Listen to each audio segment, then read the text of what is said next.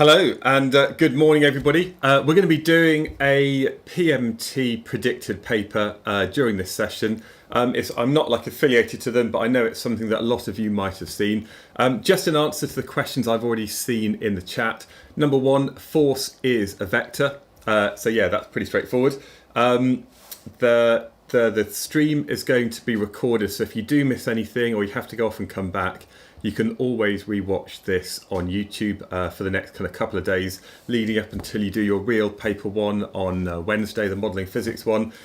Is it suitable for other exam boards? Yes, it is, because although the questions in this paper are the kind of topics which might come up in an OCR paper, a lot of the physics, or pretty much all the physics, is going to be useful for anybody if you're doing like AQA, Edexcel, CIE, whatever it might be. It might just not be in your first paper. So all of the stuff I'm doing today, I think is useful for anybody doing A-level physics. So of course, welcome. It'd be great to know which exam board is everybody doing. So if you're here in the chat, welcome along to the start of your weekend. Just let me know in the chat, are you all OCR people? Or are you all are there some AQA people here at Edexcel? I know there's going to be some international people. So we've got Sebastian, OCRA. We've got, oh my gosh, there's too many people. This is good. This is amazing. I can't even keep track of all the names. So seriously, it's OCRA, Vulcan, OCRA, Ben Critchlow, Real Minion. Yeah, okay, we've got the OCRA crowd in. And don't forget, all of you are competing against each other next week. You're all going to be doing the same exam, and therefore you're not alone. There's a whole range of people in schools across the country who are doing the same thing. So I hope all of you do really well. And if you want to come and join me tomorrow, I do have a masterclass where I'm going to go through a bit more of the specification, just do a summary of all the topics, the last minute hints and tips which might help you. And if you want to book onto that, I've got a code just down here, and you can book that at alevelphysicsonline.com/classes. You can book a place. It's normally £30 for 2 hours. You do get a 50% discount if you've got a Premium Plus plan through my website. And of course, I also now have a code for Panic 15, so you do get 15% off if you want to book it last minute. So yeah, Panic 15. Enter that code at checkout and you get 15% off that. Right then, let's do it. So I've got the paper here. You can find this completely for free from PMT, so Physics and Maths Tutor, and you just need to sign up and then you can access their predicted paper. Now, I am going to say that I do not think that exactly these questions or just these topics will come up in the exam.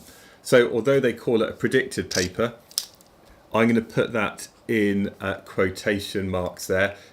You can't really predict exactly what's going to come up. I've done lots of past papers. I've got no idea what's going to come up. Neither do your teachers. But this is the kind of questions which do come up in exams. Okay, and actually, having read through it, I did a quick read through this morning. So to be honest, I've not actually worked through the questions yet. But I think that what Latoya and the other team at PMT have done is actually a pretty good set of sample questions. So if you're ready, it'd be great to hear your answers in the chat. So do put your answers there. Which of the following rows correctly states the SI base units for the physical quantities shown? So let's see. You've got to know about, let me just zoom in on this a bit more. Is that all good for everybody? What colour should we go for? Should we go for, let's do it in a purple, like an Isaac Physics purple colour. Okay, a lot of people are saying B, so let's have a look. Force. Force is equal to maybe mass times acceleration. So if you're thinking about a mass, that's kilograms, and the acceleration is meters per second squared. So force and this base unit are not correct. So that's how we'd think about explaining force.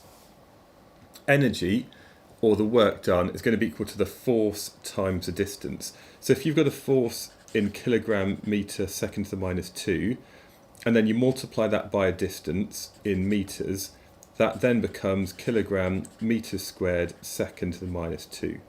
Okay, so therefore this one here is correct. And if you know that's correct, there's no point working out the ones beneath it. So you've got to save time. Just be confident that you're doing the right thing. Loads of people there saying B. So we've got Max, Jacob, Shadow, we've got Tay, Libby, Ace, Catherine, all of you saying B correct. And to be honest, if you know these off by heart, then you can kind of do some of these quite quickly. Force, energy, all kind of standard things. So the answer for the first one is B. The second one is something that all of you need to know about. You need to know about practical experiments. You need to know about how to deal with uncertainties. And a lot of this you'll have covered in school anyway. Okay, so for this one, we've got the diameter of a cylinder, the length. Okay, what's the density? So density is equal to mass divided by volume. And the volume of that cylinder is going to be equal to the length, or the area of that cylinder times the length.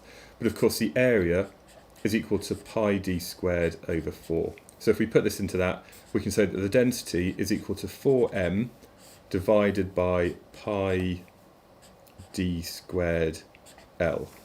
Okay, so basically that's the equation we're using. Now there's going to be no uncertainty in the number 4, and there's no uncertainty in pi, but that means the percentage uncertainty in the density is going to be equal to the percentage uncertainty in the mass plus 2 times the percentage uncertainty in the diameter plus the uncertainty in the length. Now this is not official notation, but this is just my way of working it out. Loads of people are saying C, so I think probably people are correct. So the uncertainty in the mass is 1. The uncertainty in the diameter is 2%, but we're going to have 2 times 2%. And then we're going to add that to the uncertainty in the length, which is 4. So we've got 1 plus 4 plus 4, which is equal to 9.0%. So yeah, the answer, as lots of you have said, is C. And don't look at the numbers until you've actually done the calculation. So don't get distracted by the other things. Do the proper physics, see what the number is, and then see what that tells you over here. So I'm going to say for 2, the answer is C. Everybody getting this so far? So again, Shadow, Max, same crowd, the fiery Tybalt, great name, Catherine, yeah, all good stuff. Right, again, I'm just trying to think about, this question will not be asked to you next week, but it's the method that this kind of starts to develop in the way that you approach questions, which is important. So I'm just going to draw a diagram. They go 12 meters north, they go 5 meters east, that's kind of to scale, and then they go back to their starting position. So they go this way, then that way, then that way. Okay, which row correctly identifies the total distance moved and the final displacement? Well, their final displacement is going to be 0 because their distance from their starting position is 0, so it can't be this one or this one. And if they go 12 meters here and they go 5 meters there, then the total distance they moved must be 12 plus 5, which is 17, plus a little bit more. Now this distance here must be bigger than 12, and therefore the total distance can't be 17, because that's the distance from there to there, so it definitely can't be that one, and therefore the answer must be B. Okay, so I'd say that one there. Without any calculation, you can get to the answer. You don't need to use Pythagoras, because whatever that distance is, that's 12, that's 5, and this distance here must be more than 12, so it must be more than 17. Okay, how long should you be aiming to spend on section A in the exam?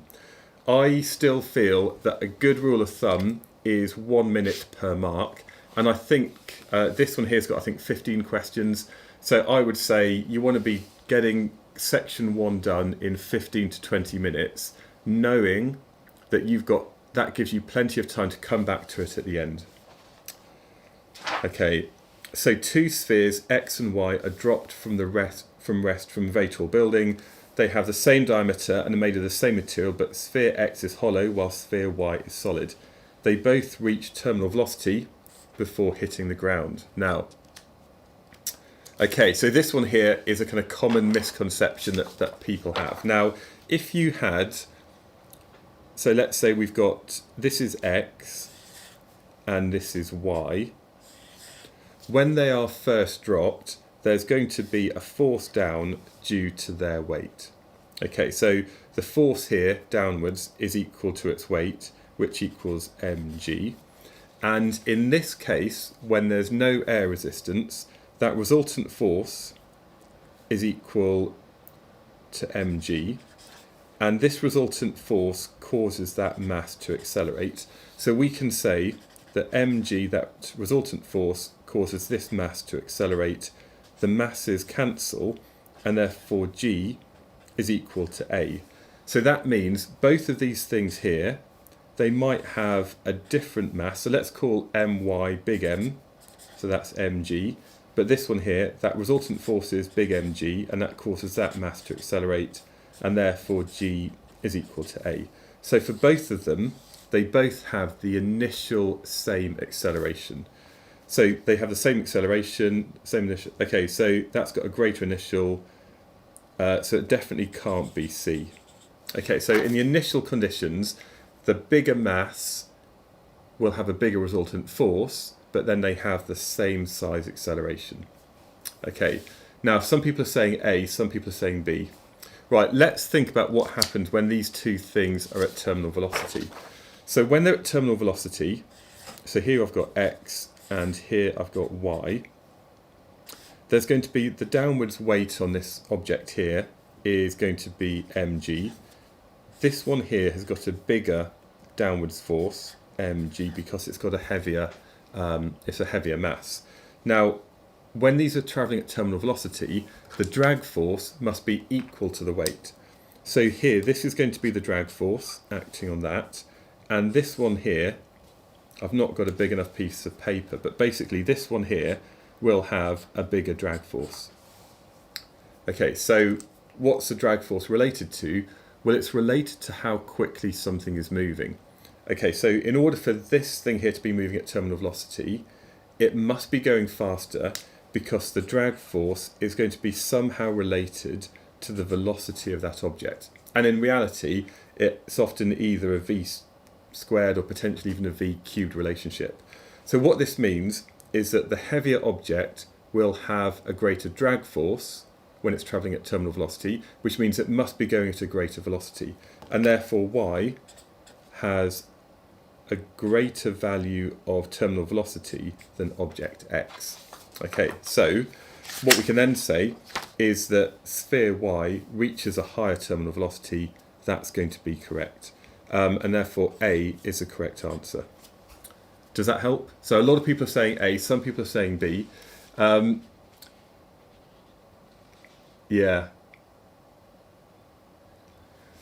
Yeah, so a good point here that Max has made about, how much time should you spend on section A. Yeah, they could ask you like a big kind of difficult, complicated question in part A, which might take you 3 or 4 minutes to do, but it's only worth 1 mark. Whereas later on in the paper, there could be a similar calculation that you might get 3 marks for. And so you've really got to think about the time, be ruthless with yourself, and just think, you're playing the long game.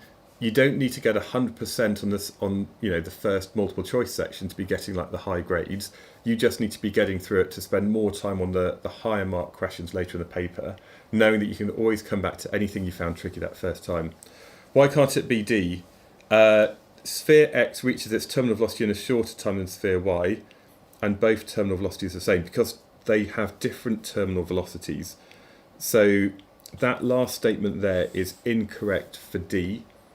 Because basically, because it's got a bigger weight, it must have a bigger drag force, and the drag force is going to be related to the velocity of that object. So if it's got a bigger drag force acting on it, it must be travelling faster. Because they both have like the same surface area and so on, and they're both the same shape, and therefore the only thing that's going to affect the drag force is going to be how quickly they're moving. Right, okay. Part C, sorry, number 5. A spring is stretched within its elastic limit with a force of 5 newtons being applied. The extension is this. The extension of the spring is increased from this to this. What is the work done on the spring during the extension? Okay, so if you're ever unsure where to begin, you need to know off by heart everything in your data book. So this is the OCR one here. I've also actually added over my master classes for the last few weeks other things I find useful, other different equations. For this one here to do with springs, we know a couple of things. We know that F equals kx, and we also know that E is equal to a half kx squared. So I suppose the first thing we need to do in order to work out anything here is we need to work out k. So k, the spring constant, is going to be equal to the force divided by the extension.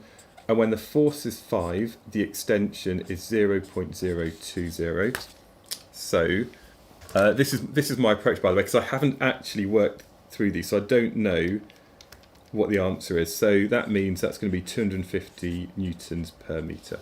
Okay, now look, even though it's a multiple choice question, nobody cares what I'm doing here. I'm still going through the normal process of writing down the equation, showing my working out so that I know that I'm not making any mistakes.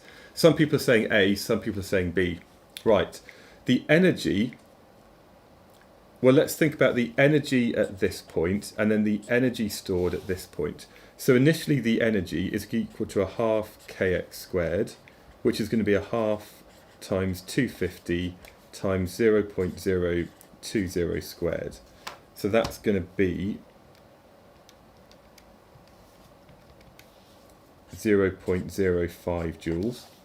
And then we can think about the energy stored when the extension is now a lot bigger. So it's now going to be 250 times 0.040 squared. So that's equal to 0.20 joules. And therefore the change in energy stored is going to be equal to the work done on that spring. And so the difference between the two is going to be equal to this minus that, which is 0.15 joules.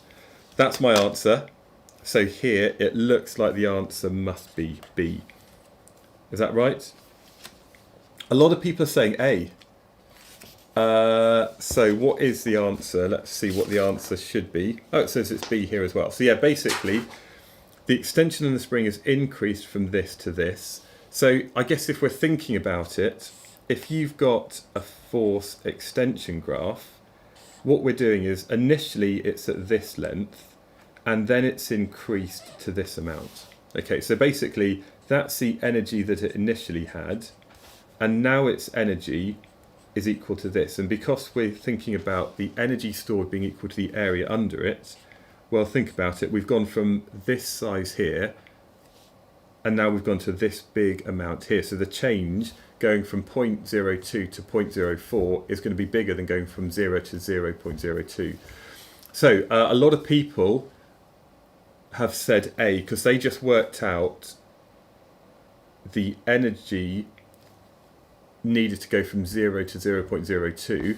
But of course, if you've got a spring and you're pulling it, if you pull it, the first, like, let me get a spring.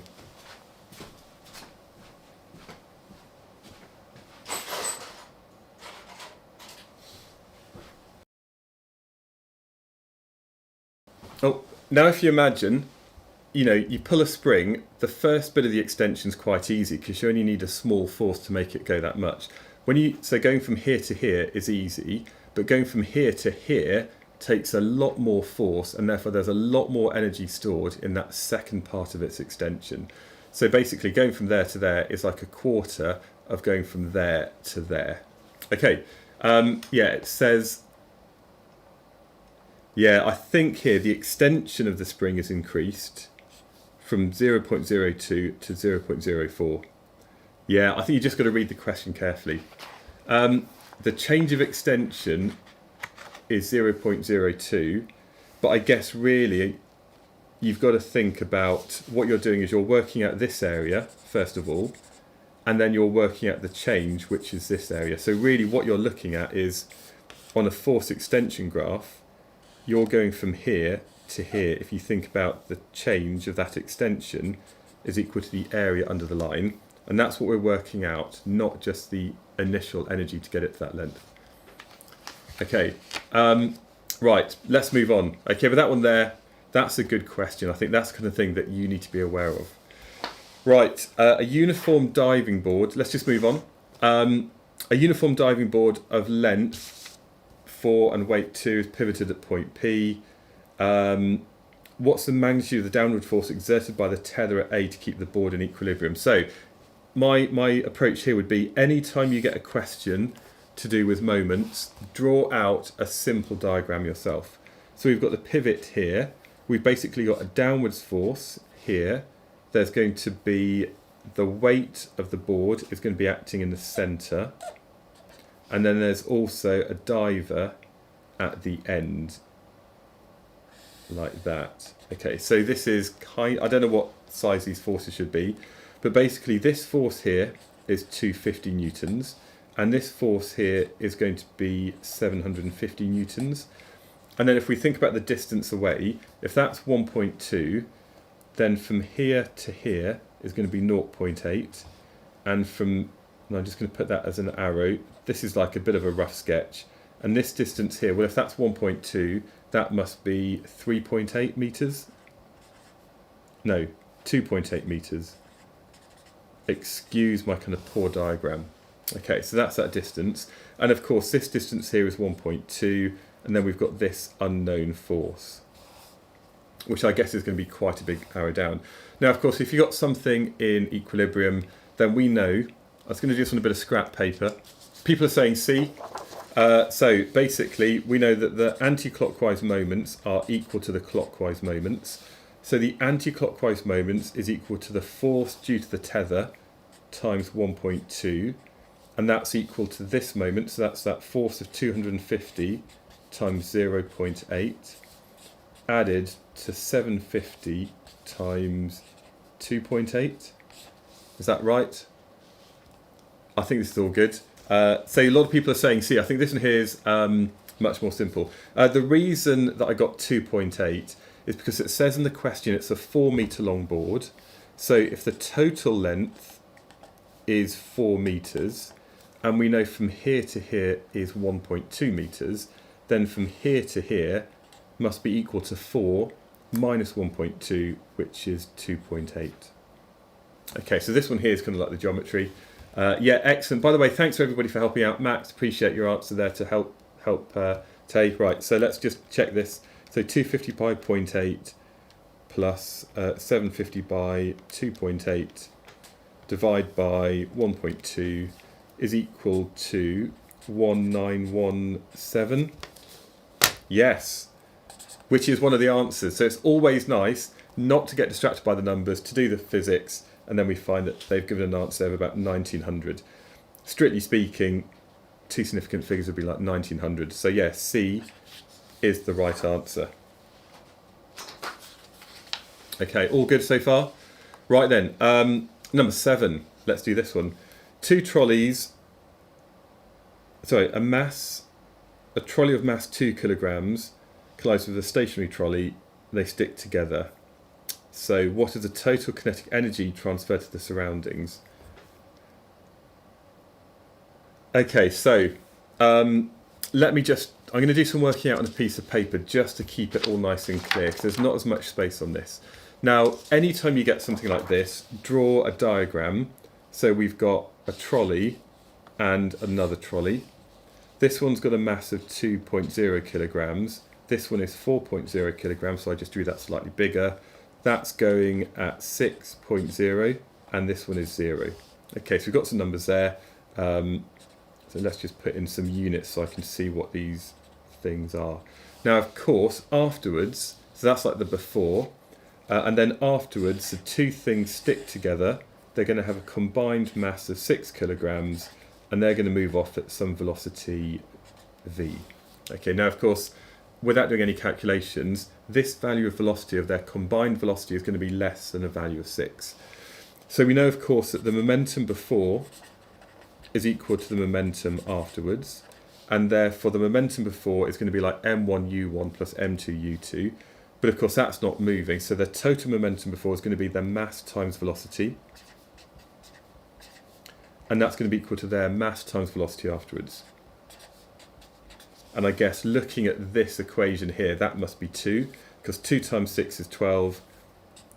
Divide that by 6 is equal to v, which equals 2.0. So it's going to move off at 2.0 meters per second afterwards. We can then look at the change in kinetic energy. So the initial kinetic energy is going to be equal to this mass times that velocity squared divided by 2. So kinetic energy is a half mu squared, which is going to be a half times 2 times 6 squared, which is 1 times 6 squared, which is 36 joules. The momentum afterwards is going to be a half mv squared, which is going to be a half times 6 times 2 squared. So that's 2 squared, which is 4 times 3, which equals 12 joules. And therefore the change in energy is going to be equal to 24 joules. Is that right? I think that could be one of the answers. 24. Yeah, good. And therefore the answer for that one is D. Yeah, lots of people there getting that correct.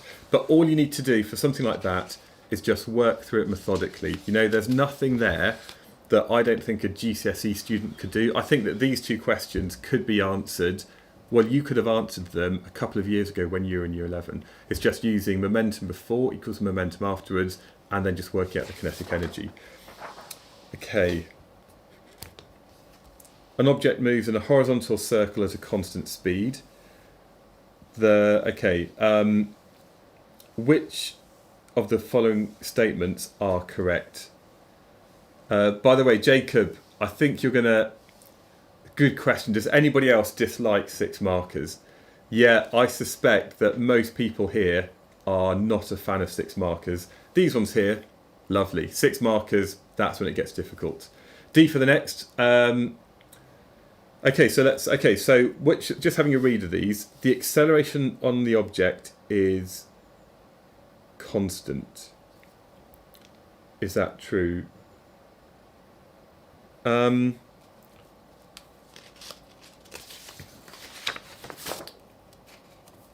Okay, let's have a think.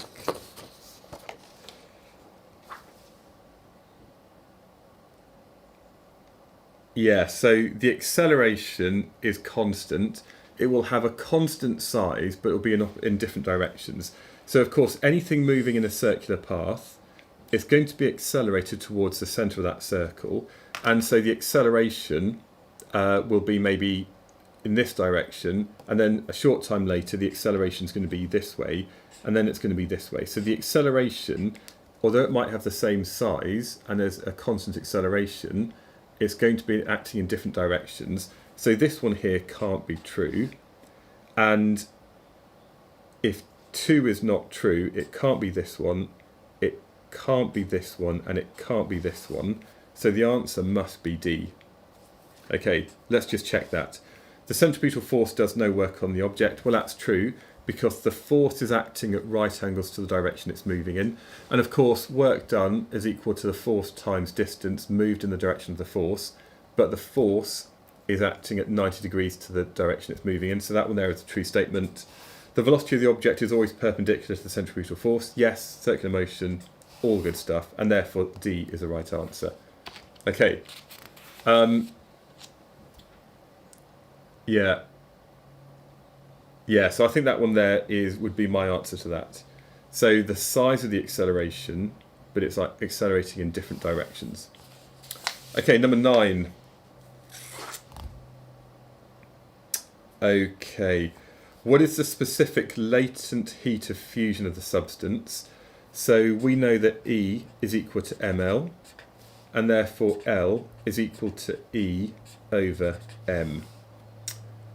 Do we know, yeah, so we've got the mass over here, so we've got the mass of it. Do we know the energy supplied to melt it? No, so what do we do for this? So we've got, okay, so we've got, it's perfectly insulated, heat at 50 watts, so that's the power, and we've got the time. Okay, so if we know the time for it to melt, then the energy is going to be equal to the power times time. Right, so we basically want to know the length of this line. So if I just read that off here, that's about 7 centimetres. So 7 centimetres on this scale is just over 300. It's about 300 and a little bit. So yeah, I guess to really kind of, if you've got something like this, It's just slightly over 300, but it's very difficult to see with the scale. They will give you better axes in the real exam. They'll have much finer lines, so you can definitely read stuff off. But basically, we've got this point over here, and then we've got this point over here, and so that's like 200, and so that's like 120-ish, and that bit there's like 420, and therefore the change in time is going to be about 300 seconds.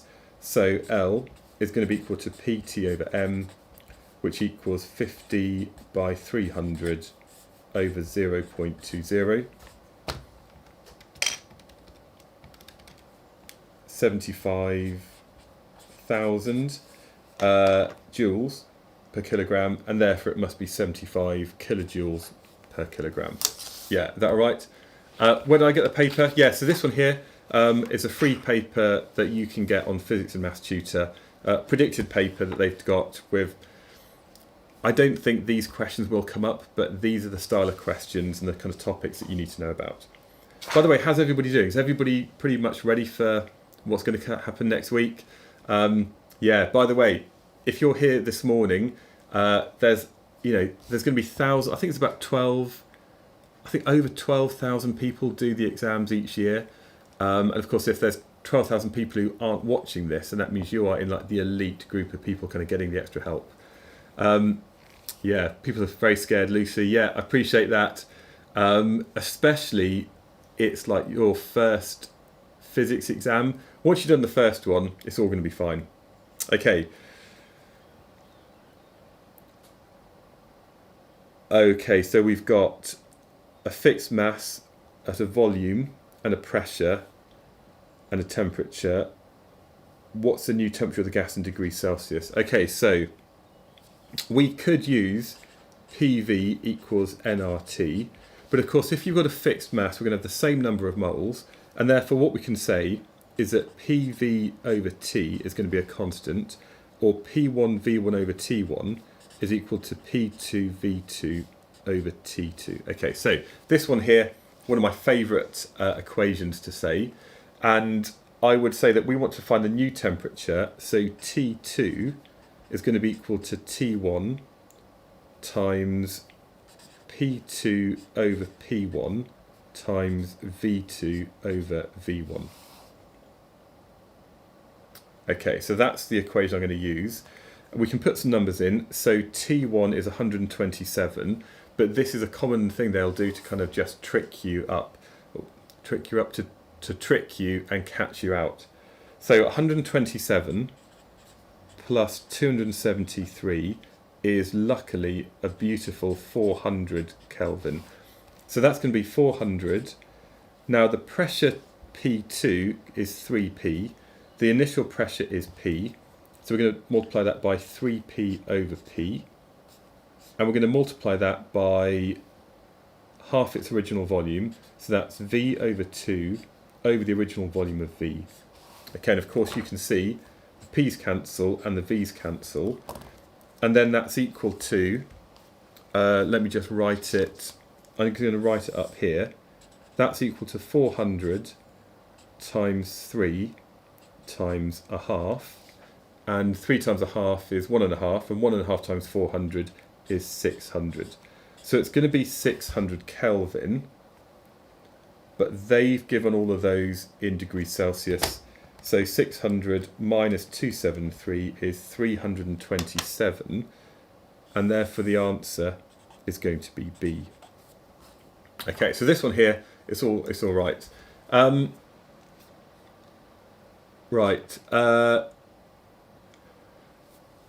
Right, so some questions that people have asked in the chat. Max says, do I think the exams are going to be slightly easier this year after a OCR mess up last year? I don't think they're going to be easier. I think they're going to be good standard questions. And by the way, from my experience, and I taught OCR, I was back in school teaching for a bit last year. I taught OCR students. I had my 2 different year 13 classes. The papers were fine in terms of like the demand of the questions. They just messed up the kind of the proofreading and the double checking and things. I think this year, bearing in mind OCR have had a massive fine, is that I do think that they will double, triple, quadruple check everything. So there will not be any mistakes at all. I don't think they're going to be easier. I just think that all of you are going to be much more reassured that the questions you're getting are going to be as good as they can possibly be. Right, the other question somebody said is about getting marked. So this is Jacob. If there's lines to write on and you continue to write after the line is ended, will the words be marked? How strict are they? Basically, as long as they can see your answer, you will get the marks for it. Now, you've got to be careful that you don't write very close to the margins of the paper, because when the paper's being scanned in, and there's often like a mark, a line that you shouldn't go past, but as long as it's clear where your answer is.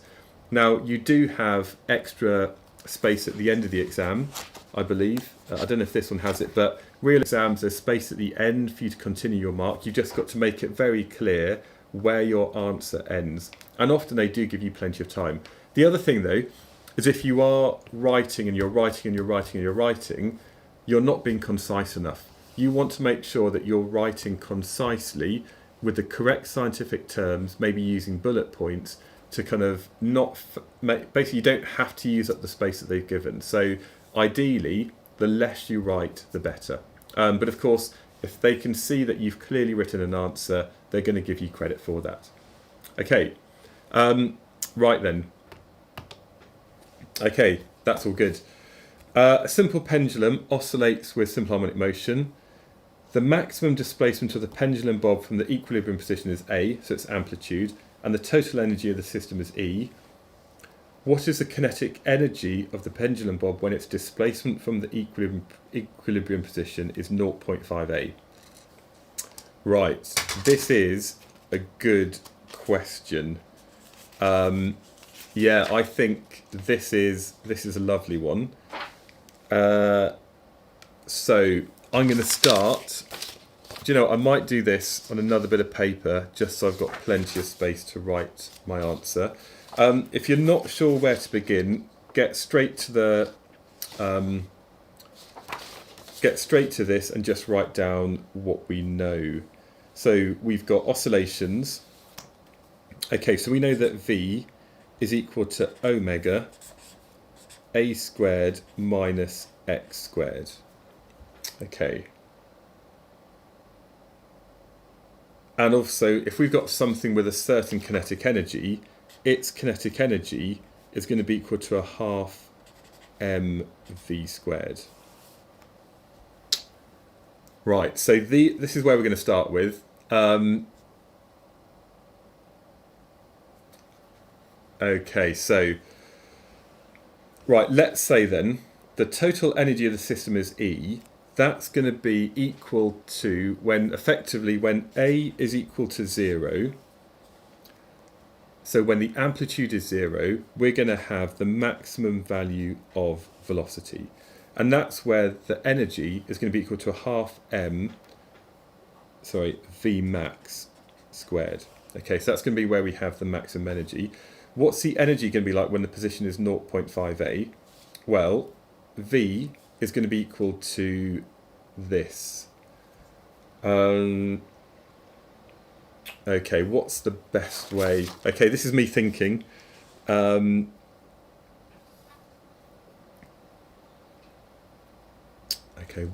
what's a nice way of doing this? So we've got B and D. I mean, I guess some people are saying a half and some people are saying 0.75. I don't think it's a half, but let's do the maths, okay? So let's use this. When x is 0, we're going to have Vmax. Okay, so let's just start with this. So basically what we can say is that Vmax is equal to omega A. So that's if we say x is 0, then you've got the square root of a squared minus 0 is the square root of that. So that's that. And that means we can say that omega is equal to Vmax over A. Right? So let's put that back into this when x is equal to 0.5A. Then the value of V is going to be equal to omega times a squared minus 0.5a squared, and omega is equal to Vmax over a. And then if you've got a squared minus 0.5 squared, well, let's think about that. That's 0.5 squared is 0.25, and you've got 1 minus that. This is equal to 0.75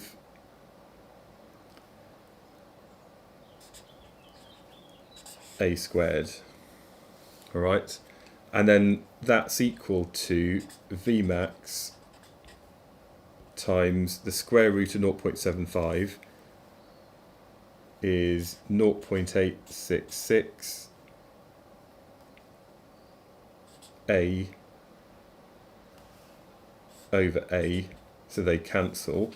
So basically, right, this is looking confusing. I guess I probably should have worked this out beforehand. So V is equal to Vmax times 0.866. Right, so the kinetic energy when x is equal to 0.5a, the kinetic energy is going to be a half mv squared, which is a half m, and v is equal to Vmax, so that's 0.866 Vmax squared, which is equal to 0.886 squared, so that's a half m times 0.75 Vmax squared, which equals 0.75 times a half m Vmax squared, which equals 0.75 e. Right, yeah, I found if I'd kept this, actually somebody said, Max said, if I found the 0.75 square rooted and then it's squared. Yeah, so basically it's 0.866 squared, which is 0.75. So basically, when x is equal to 0.5a, then the energy is going to be equal to 0.75 of the original maximum energy. So therefore the answer is D. Right, that is not particularly clear, is it? Does that make sense? Yeah, so I think that one there was quite complicated. So my approach was, let me just go through this. I wrote down a couple of equations from the data sheet. We've got E is equal to half m Vmax squared, and V is equal to omega square root of a squared minus x squared. I found out omega from when x is 0, you've got Vmax, and that means Vmax is omega a. So I found omega. And then I said when x is 0.5a, the value of velocity is equal to omega times root a squared minus 0.5a squared, which was that. So V is equal to Vmax times 0.866. And then I put that back into the kinetic energy equation for when x is 0.5a to get all of this. I would say, if you see a question like this in the exam, ignore it and just move on to the next, because that took more than 1 minute of thought. Yeah, so yeah, I would say that would seem a particularly difficult question. Of course, you get easy ones as well. So let's have a look at number 12. Everybody, what would you put for number 12? So if you get something to do with resonance, always just draw a graph that looks like that. So a mechanical system is undergoing forced oscillations. The damping in the system is increased. So when you damp something, this is what we get. Okay, so this is damped and that's undamped. The thing is, the maximum value here is a certain value of frequency, and then the new natural frequency is going to be lower when an object has been damped. So this is what we're basing this on. So which of these is correct? The maximum amplitude decreases and the resonant frequency decreases. Well, that's true actually, because the maximum frequency, so the maximum amplitude has gone down and the resonant frequency decreases, and therefore A is correct. And so the answer is A. The ones which it can't be, the maximum amplitude increases, well, that's definitely not true. And the maximum resonant frequency increases isn't true either. So the only correct statement is A. So A. So Max, Shadow, Nick, Breakneck, Breakneck. We've got Sebastian, the Fiery Tybalt, Ace, Galactic Girly, XD, Seriously, All Enough, Rupert. Great work, everybody. Some great answers there. Have I almost been going for an hour? Two satellites X and Y orbit the same planet with circular paths. The orbital radius of satellite Y is 4 times the orbital radius of satellite X. Right, so we've got a planet, and then you've got two things where you've got something here and you've got something much further away. So we've got X here, and then we've got Y over there. And we can see that, you know, that's got a much bigger value of orbital radius. Now, thinking about Kepler's third law, as Sebastian has already put in there, we know that t squared is proportional to r cubed.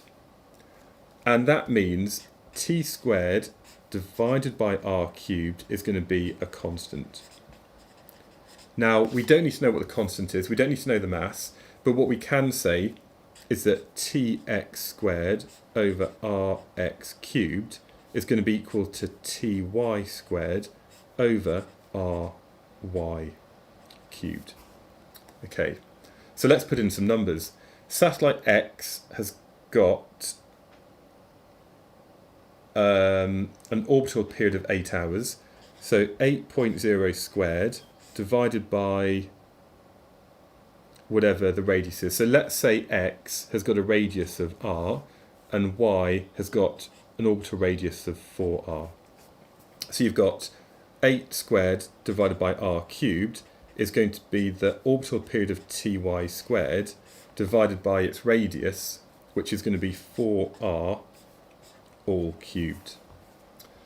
So 8 squared is 64 over r cubed. That's going to be equal to ty squared divided by 4 cubed, which is 4 times. Is that right? 64 r cubed.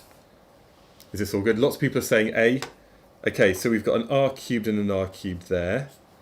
And that means ty squared is going to be equal to 64 times 64, and therefore ty, if we take the square roots of both sides, 64 times 64 square rooted is 64. So I'm saying 64 is the right answer, and therefore A is correct, as lots of people are saying. So lots of space there to work that out. So my approach to this was draw a diagram so you kind of get an idea of which one's close enough. We've got the relationship here where we know that tx squared over rx squared is equal to ty squared over ry cubed. I put in some numbers, did a little bit of maths and stuff, and that came up with this. So well done, everybody. Loads of people there getting the right answer. So Max, Daniel, Shadow, Seriously, Ace, good stuff. That was a difficult one, but a nice question. Okay, do you know what? I started the stream slightly late to get a cup of tea that I've hardly drunk at all. So let me know what you think for number 14. So this one here, lovely question about stars.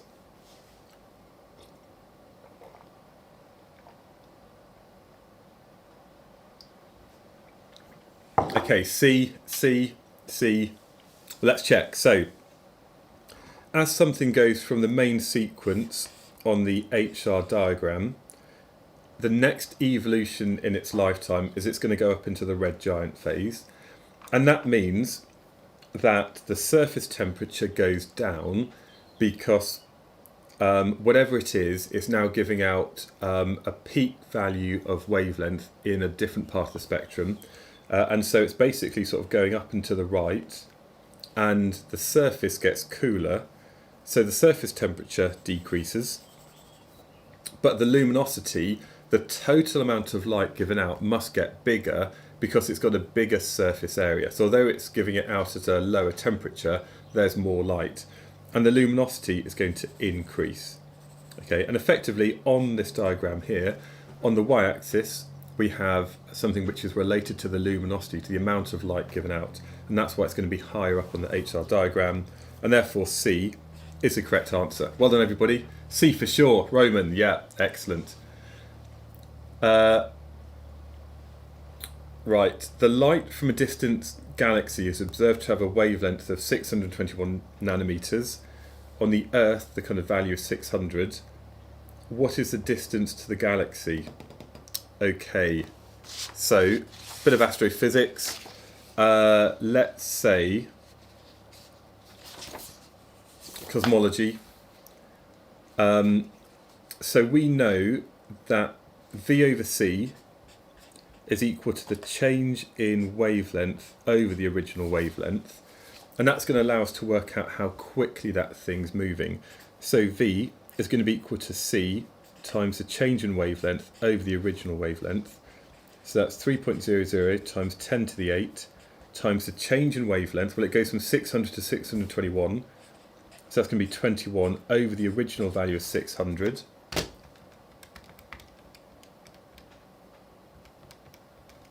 Giving an answer, is that right, of V is equal to 105,000,000 meters per second. Am I right? Yeah, so we're using the kind of Doppler effect equation, the kind of the redshift. Okay, so we know that, which I guess means it's 10,500 kilometers per second. And the other thing we need to use here is the equation that says V is equal to h naught d. So the distance is going to be equal to V divided by h naught. Now, here we've been given Hubble's constant in the units of kilometers per second per megaparsec. So if we divide the velocity in kilometers per second by this, it's going to give us kilometers per second divided by kilometers per second per megaparsec, which will give us the distance in megaparsecs.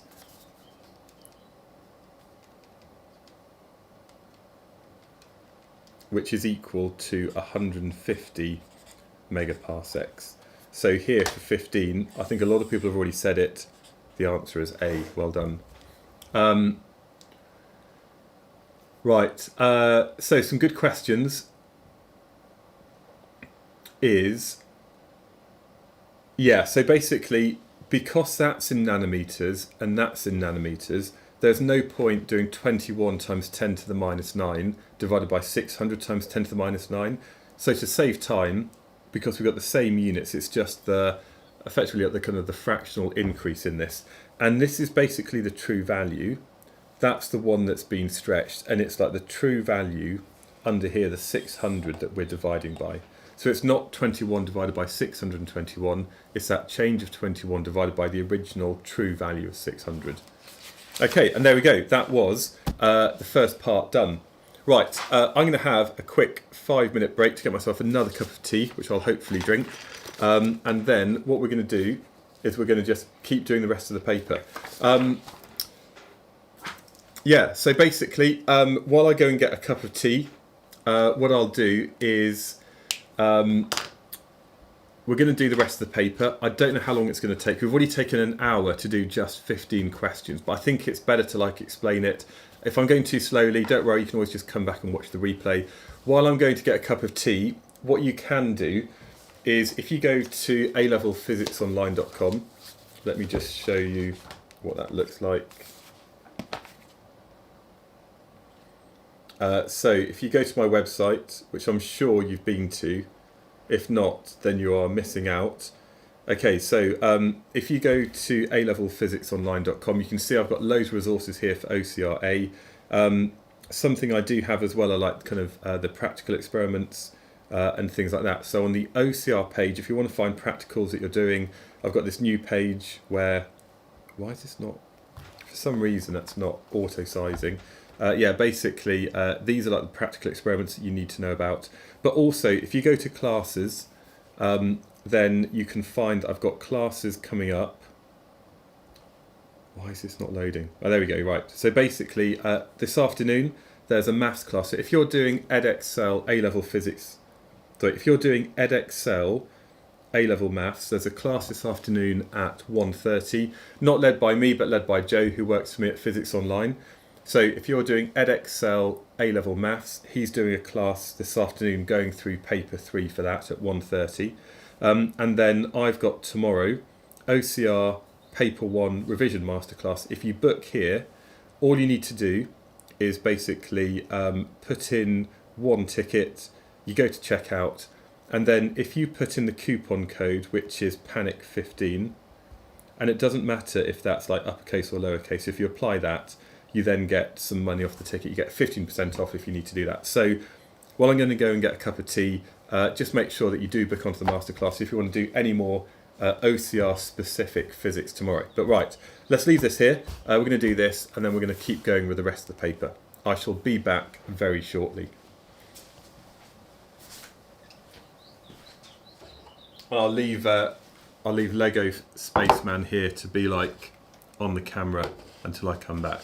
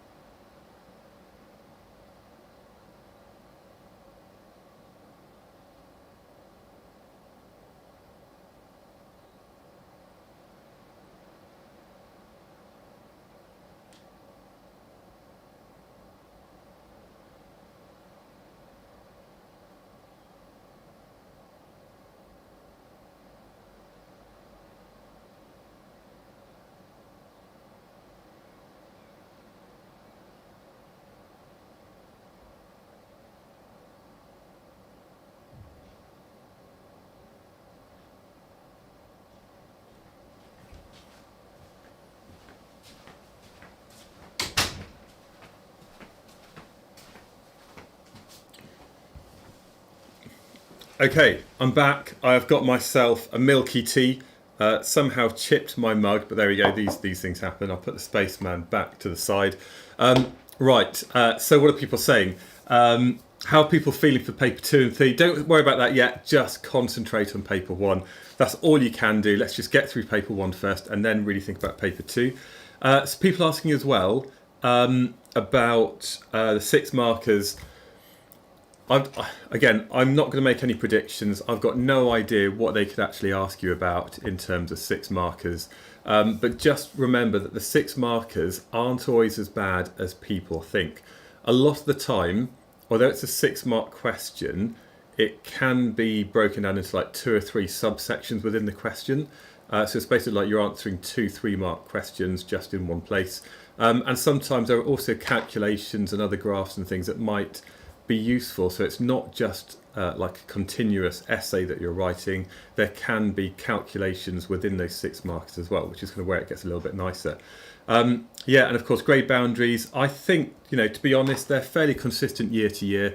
They only vary by a few marks either way. And actually, talking of grade boundaries, I put something out yesterday on YouTube. Let me just get up on my phone here.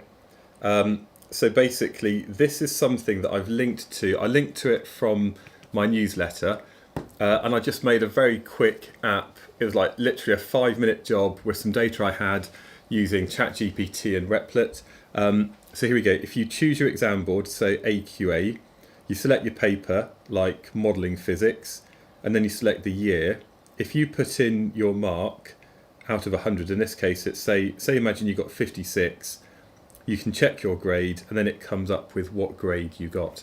So I put a link to this from my newsletter that I put out yesterday. And also, if you look on YouTube in the posts, the kind of community posts, you'll see I put a link up to this thing here. So I'll put a link up to it again during the chat. In actual fact, what I'll do, if I just take that link, what I'll do is I'll put it into the chat now from my phone.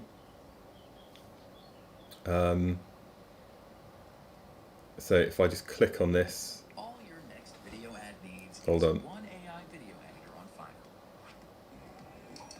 And what you don't need Right, is that there? is a full production. So I've just posted here a link to this thing, and it's only a trial thing. I just thought it would work. I've put it in the link just to the side now. So basically, you can have a look there if you want to kind of find your grades all in one place on your phone. So you don't need to look at the kind of the rough tables for grade boundaries.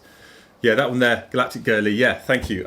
Right, a test facility developing a new transport system. Blah blah blah. Okay, a pod of mass 850 kilograms accelerates from rest along a straight horizontal track.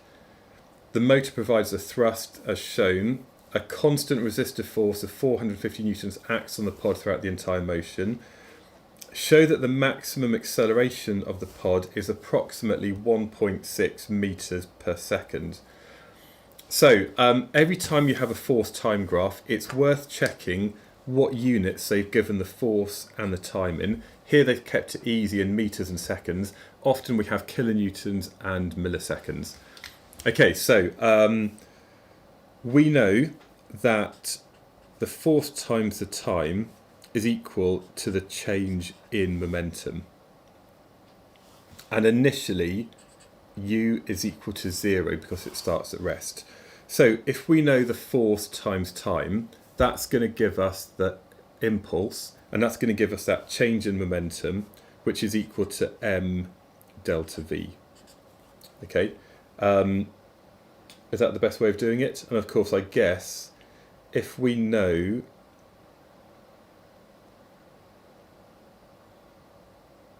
the maximum acceleration, I guess we can look at maybe, am I overcomplicating this? Actually, yeah, so let's ignore that for the moment. We know that F is equal to ma. We know the mass of it. We just need to work out what the maximum force is. Yeah, so basically, thank you. Right, again, I probably should have worked through this beforehand. Can't I do F equals ma says shadow? Yes, I can. The fiery Tybolt says F max minus R over M. Yeah, do you know what? That's right. So the resultant force is going to be equal to the maximum force here minus the resistive force. Okay, so basically that force there, well, I guess these aren't great scales, but that's 400, 800, 1200, 1600. That one there is 1800. So that bit there, that's going to be what, 2000. That's going to be like 1800-ish. So the resultant force is equal to 1800 newtons minus 450, which is 1350 newtons. And therefore A is going to be equal to F over M, which is 1350 divided by the mass, which is 850. Am I right? Let me know. Yeah. So 1350 divided by 850 is about 1.59 meters per second squared, which is approximately equal to 1.6. So here, that's my answer that I've given to one more significant figure than the number we're trying to show. And I think I'm just assuming from this here it's about 1800. So yeah, 1800 minus 450 is 1350. Cool. Yeah, that one there, I think that's okay, isn't it? Calculate the speed of the pod when the time is 10 seconds. So I guess this is where we're going to use that forced time graph. So we're going to look at the whole 10 seconds. And of course we know that the actual force times time is equal to the change in momentum, which is going to be m delta v, and of course u is 0. So this will allow us to work out the maximum speed. So the force times time, well, I guess this here, that's going to be the thrust, and we're going to have a constant force of 450. So whatever this area is that we're going to work out, so we're going to work out this area, and that's going to give us the total force times time, but we need to take like an area of like 450 away from it. And so I guess we're going to have like a line which is kind of like, if we think about what we're taking away, if I just sketch it in here, it's going to be like 450, which I guess is where that one's trying to end. So what we need to be doing is kind of taking away this area. So really the area that we want to calculate is going to be equal to this area here and this area here. Does that make sense? So the impulse, I'm going to do this in green, is going to be the force times time. So that's basically 1800 minus 450, which is 1350, and that 1350 newtons is going to be acting for a time of 4 seconds. And then we're going to add that to this area of this triangle, which is going to be 1350 times 6 times a half, because that's going to be the area of this area here. So that basically that height there is going to be 1350, and that one there is going to be 0, so that is going to be a triangle. So the total is going to be, is this making sense? So you've got 5,400 Newton seconds plus, there probably would have been an easier way to do that, 4050 9450 Newton seconds. Is that correct? Yeah. Yeah, so the red area in the last one was basically, that's due to the resistive forces acting for that time. And so the resultant impulse on the object is going to be equal to this area up here. So that's why the stuff in red is what we're taking away. Okay, so that's going to be that. And that means, of course, that the final velocity is going to be equal to this impulse, this force times time, divided by the mass. So that's going to be 9450 divided by 850. which equals 11.12. So I would say the speed is going to be equal to 11 meters per second, which is, I'd say that's pretty unimpressive for a new high-speed transport system where after 10 seconds it's only going at 11 meters per second. But that's the answer, and I've given that to two significant figures. So that would be my approach to that first part of the question. Is that all good so far? Yeah. Right. After 10 seconds, the pod is accelerated until it eventually reaches a cruising speed of 85 meters per second, which doesn't really tie in with the first part of the question. It then encounters a section of track at an incline of 3 degrees to the horizontal, and then to maintain this. Okay, so right. So anything like this, you start with a diagram, and so here is the slope, and that slope is at 3.0 degrees, massively exaggerated. And here I've got the pod where we know it's travelling up here at 85 meters per second. But if it's a constant speed, that means it's in equilibrium as it's going up the slope. So that means that there's going to be no resultant force on it. So there's got to be, well, obviously we're going to have its weight, which is acting down, which is equal to mg. There's going to be a resistive force acting on the pod. So I'm going to put that as R. So that's going to be my resistive force. And we also have a force going forwards, which I'm going to call F. Okay, so what we need to think about is, I guess if that's 3 degrees, then thinking about here, that angle there is also 3 degrees. And so what we can say is that the force forwards is equal to the resistive force, if we're thinking about resolving forces along the slope, plus there's going to be a component of this, and this is going to be equal to mg sine theta. Okay, and we want to know the power output, but I think in order to work out the power output we need to know the force. So this is going to be equal to the resistive force, which is kV squared plus mg sine theta. So k is 0.15, the velocity is 85, so we're going to have that squared, and then we're going to add this value here for the resistive force to the weight, which is 850 times 9.81 times sine of 3. Okay, is that making sense so far? Yeah, so this means the force forwards is equal to the total force backwards, but of course it's going up the slope, so there's going to be the resistive forces plus a component of weight which is acting down the slope. Okay, and so hopefully, Shadow, that makes sense. Yeah, so let's put some numbers in.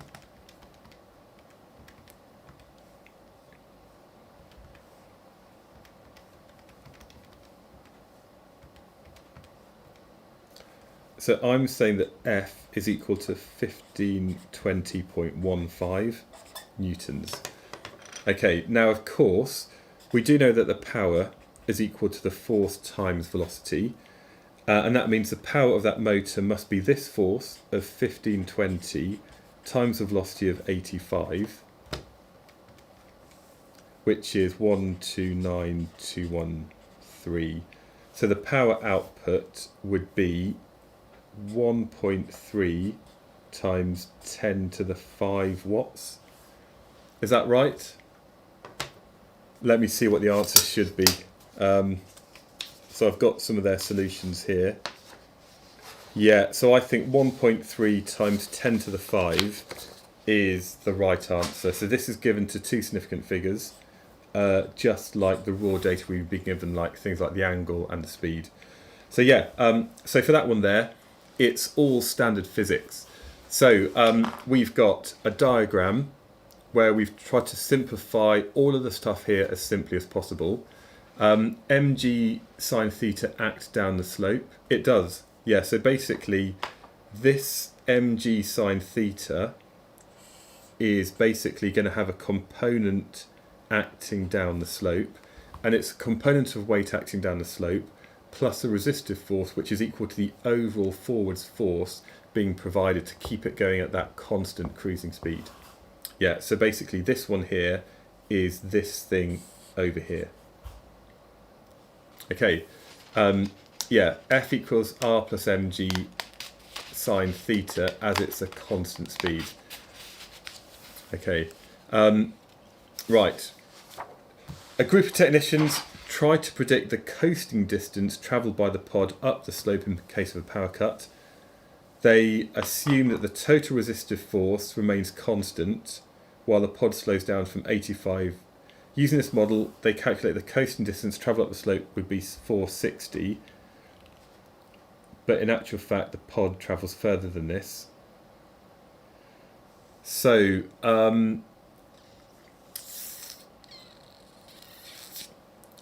okay, so let's think about this. So let's just, again, I think sometimes drawing a diagram helps.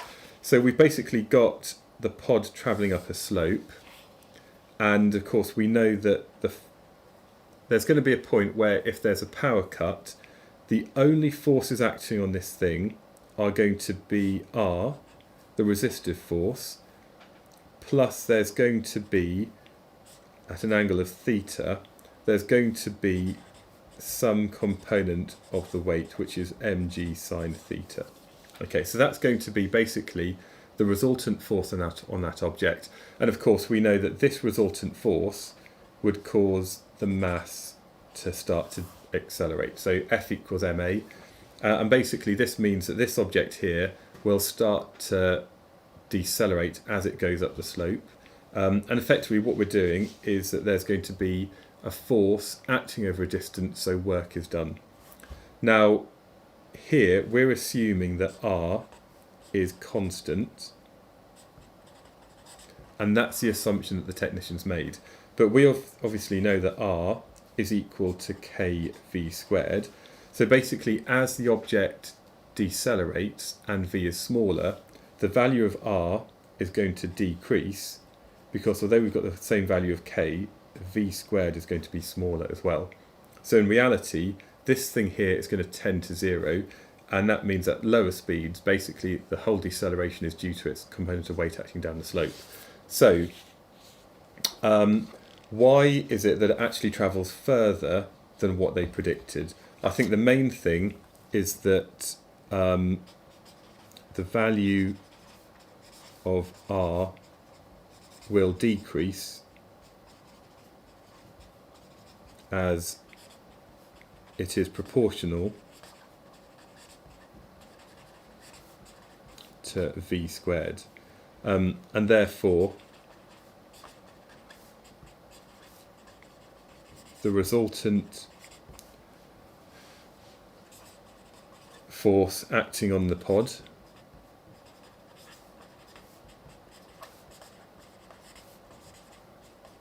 decreases with its speed, and that means there's going to be less force acting over a distance, so less work is done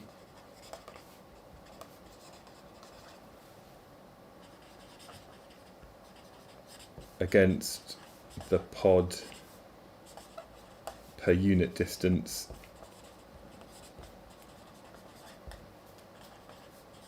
so it travels further.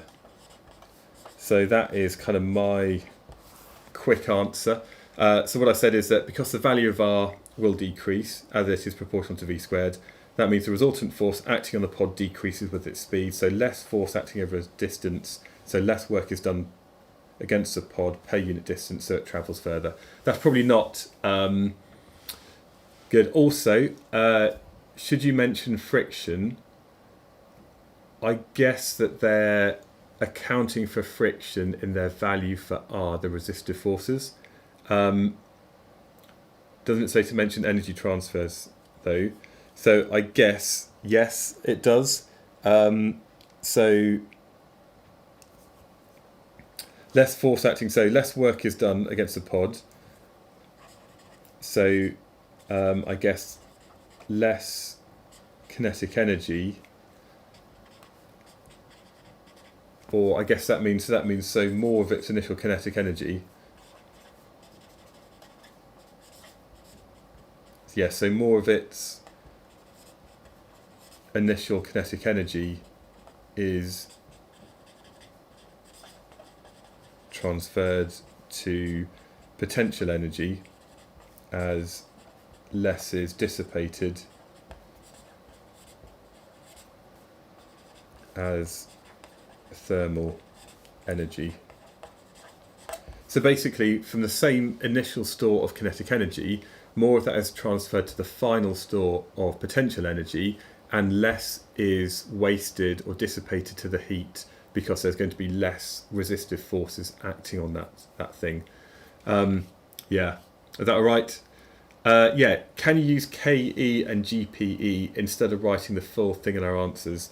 I think as long as it's clear, then you're fine. And I think that, you know, using EK or KE, both of which are absolutely fine, is fine as well. If you're not sure, hedge your bets and just write kinetic energy or gravitational potential energy, just so it's really clear to anybody reading your work what you mean. Okay, right, number 17.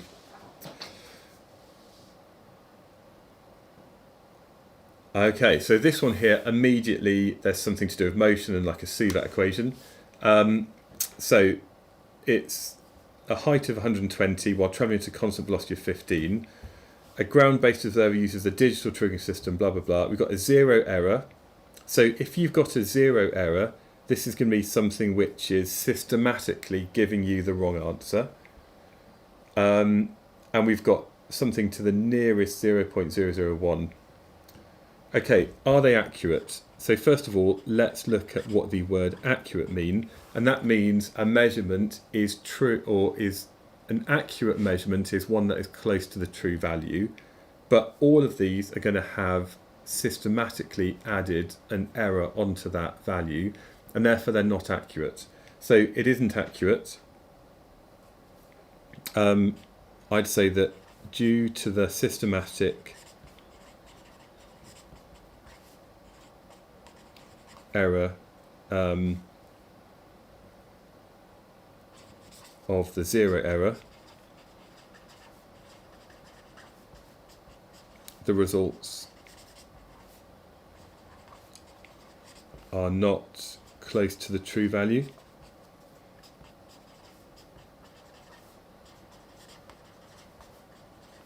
So are not accurate. So that's my first thing, is kind of thinking about the accuracy, because there's going to be this systematic error that adds an error onto every single result. None of them are going to be close to the true value, so they're not accurate. Are they precise? They are precise due to the high resolution of the measuring instrument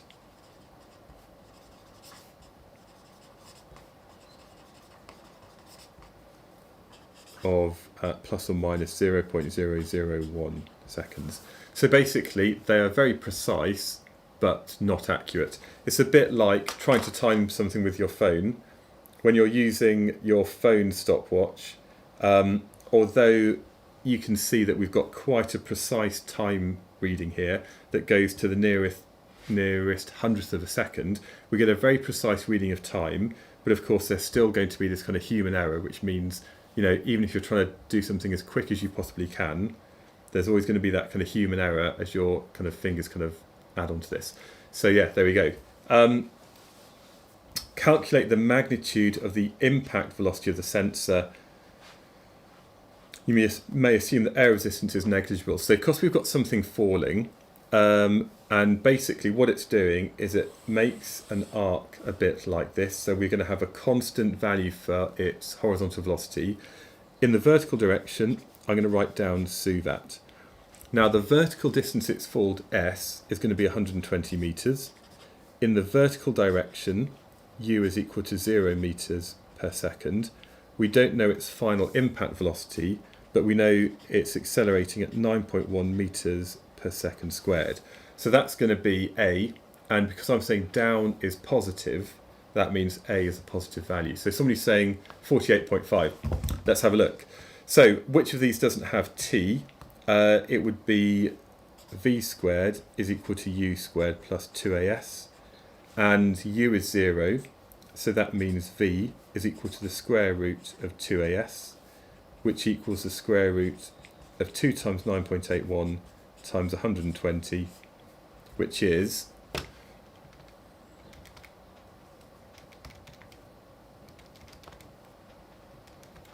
48.52 meters per second. Okay, now the next thing, I'm just going to go to a different colour, is we want to know the impact velocity. So it's going at 15 meters horizontally, and it's going at 48.52 vertically. So that's going to be the horizontal component of velocity is 15. This is going to be 48.52, and we want to know the third side of that triangle, this thing over here, and of course it's going to be a right angled triangle. So the actual velocity v is going to be equal to 15 squared plus 48.52 squared, and it's the square root of all of that. So if we square that again, right, so 15 squared plus 48.52 squared square rooted, v is equal to 50.79, and therefore 51 meters per second is an appropriate answer. So yeah, how do you know how many significant figures to use? This one here, it does say express your answer using an appropriate number of significant figures, as you always do, and we can only give stuff to the least number of significant figures in the question. So here, because it's going at 15, which is 2 significant figures, we only know that value to 2 significant figures, and that means we can only reasonably give our final answer to 2 significant figures as well. So that's my approach to that. So it's the minimum, or I guess the maximum number of significant figures in the raw data in the question. Normally 3 significant figures is fine, but if there's something like this, just double check where all of your data comes from. So that's 3, but that's 2, so that's the limiting factor in this. So that one there's 2 significant figures, so we can only give that to 2. But it's not a big deal, it's only probably worth like 1 mark on the whole paper. The tracking system measures the angle of the velocity relative to the horizontal. So the tracking system measures the angle of the velocity vector relative to the horizontal. So, thinking about this then, we want to know this angle here. And of course, Z Physics, if you're in the chat, do come and say hello. This angle here should be equal to this angle up here. Is that right? Because you've got like a Z angle here.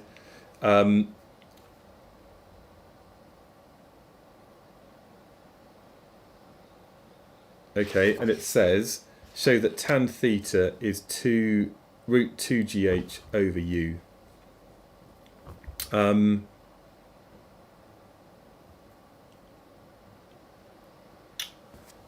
Okay, let's have a look.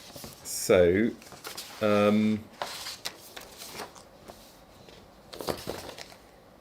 yeah, so if we think about it, we'll draw that triangle out again. Okay, so this here is going to be u, and what we're trying to find out is this angle here, theta. And we've got this side here, which previously we worked out as being equal to the square root of 2as. But of course, I said it was equal to the square root of 2as. but of course A is equal to G and S is equal to the height. So we can also say that's equal to the square root of 2GH. And if I just put in some things here, we've got the adjacent side, we've got the opposite side, and we've got the hypotenuse, and this angle is theta. And if we're looking at the relationship between these two things, we know that tan theta is equal to the opposite over the adjacent. So here tan theta is equal to the opposite side, which is 2GH, and the adjacent side is U. Yeah, so that one there would be my approach to that. Yeah, will I be posting this afterwards so you can look back on it, Thomas? Yes, I will. YouTube automatically does that, and I just think it's good to get views, and I want to get basically I want to share as much physics as I can for everybody out there to kind of help everybody who's doing A levels. And of course, if you want to come along tomorrow, I've got a masterclass which you can only get to if you go to A Level Physics Online. Again, that's 2 hours in the morning where I'll be doing a lot of this stuff. Okay, yeah, so that one there, quite nice. Use this relationship to explain why the impact angle would increase if the drone maintained the same horizontal velocity but flew at a higher altitude. So if something went to a higher altitude, we know, of course, that tan theta is equal to the square root of 2GH over U. And if it went to a higher altitude but U was the same and 2G is the same, that means tan theta must be proportional to the square root of H. Okay, and basically, if H increases, then the square root of H is going to get bigger, and tan theta is going to increase, and therefore theta is going to... What's going to happen then? The impact angle would increase.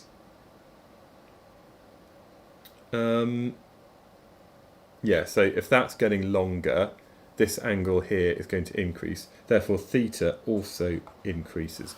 So that's kind of my logic there. So basically, I've got the maths. We know that H is increasing, and that means tan theta, and therefore theta is going to increase. Can you use arrows like that in the exam? Rowan, I reckon you don't. I think you need to write this in a sentence. So I'd say that as H increases,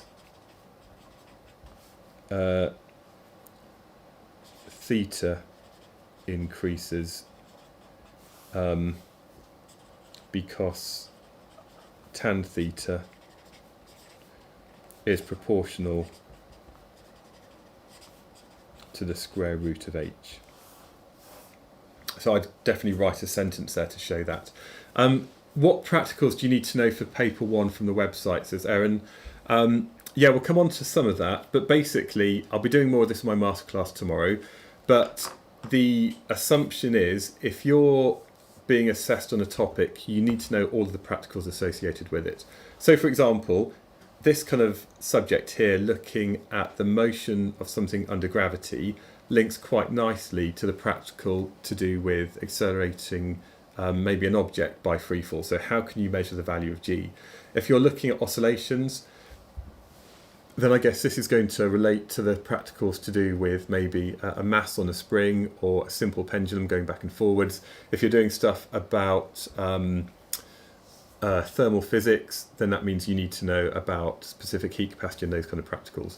Yeah, so basically, yeah, somebody's saying the question is blurry. Is it? Is this okay now, is it? Can you use bullet points? Yes, you can. Yeah, as Rachel says. Right. During a trial in windy conditions, the tracking system records a horizontal range R that is significantly smaller than the predicted value. However, the measured impact velocity is exactly the same. So what this is saying then is that initially, if it's dropped from here, then when it impacts the ground over here, it's travelling at a certain value of V. But this is now saying that the range is smaller, but it's still impacting the ground with the same value of velocity. So here the velocity might be like that. Here the velocity, if it's got the same magnitude, but it's got a smaller range, it must be steeper. But I guess there's going to be a greater vertical component of velocity. Sorry, excuse my errors, they're not particularly accurate. So why is that? We could say that r is smaller as there is now a force in the horizontal direction, so u decreases,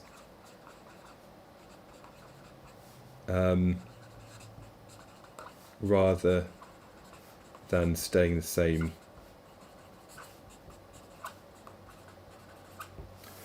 So basically, looking at the equation we had before where the value of the angle theta was dependent on u being a constant, now u will change. So if there's going to be wind, there's going to be air resistance acting on the projectile, so we don't have this constant thing. But why would it have the same velocity? The only way that the size of the velocity or the size of the impact velocity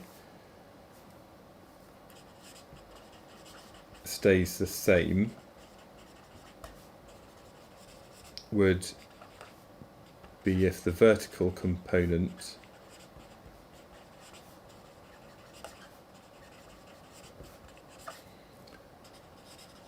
of velocity also increases.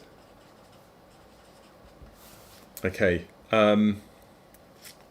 right, so this one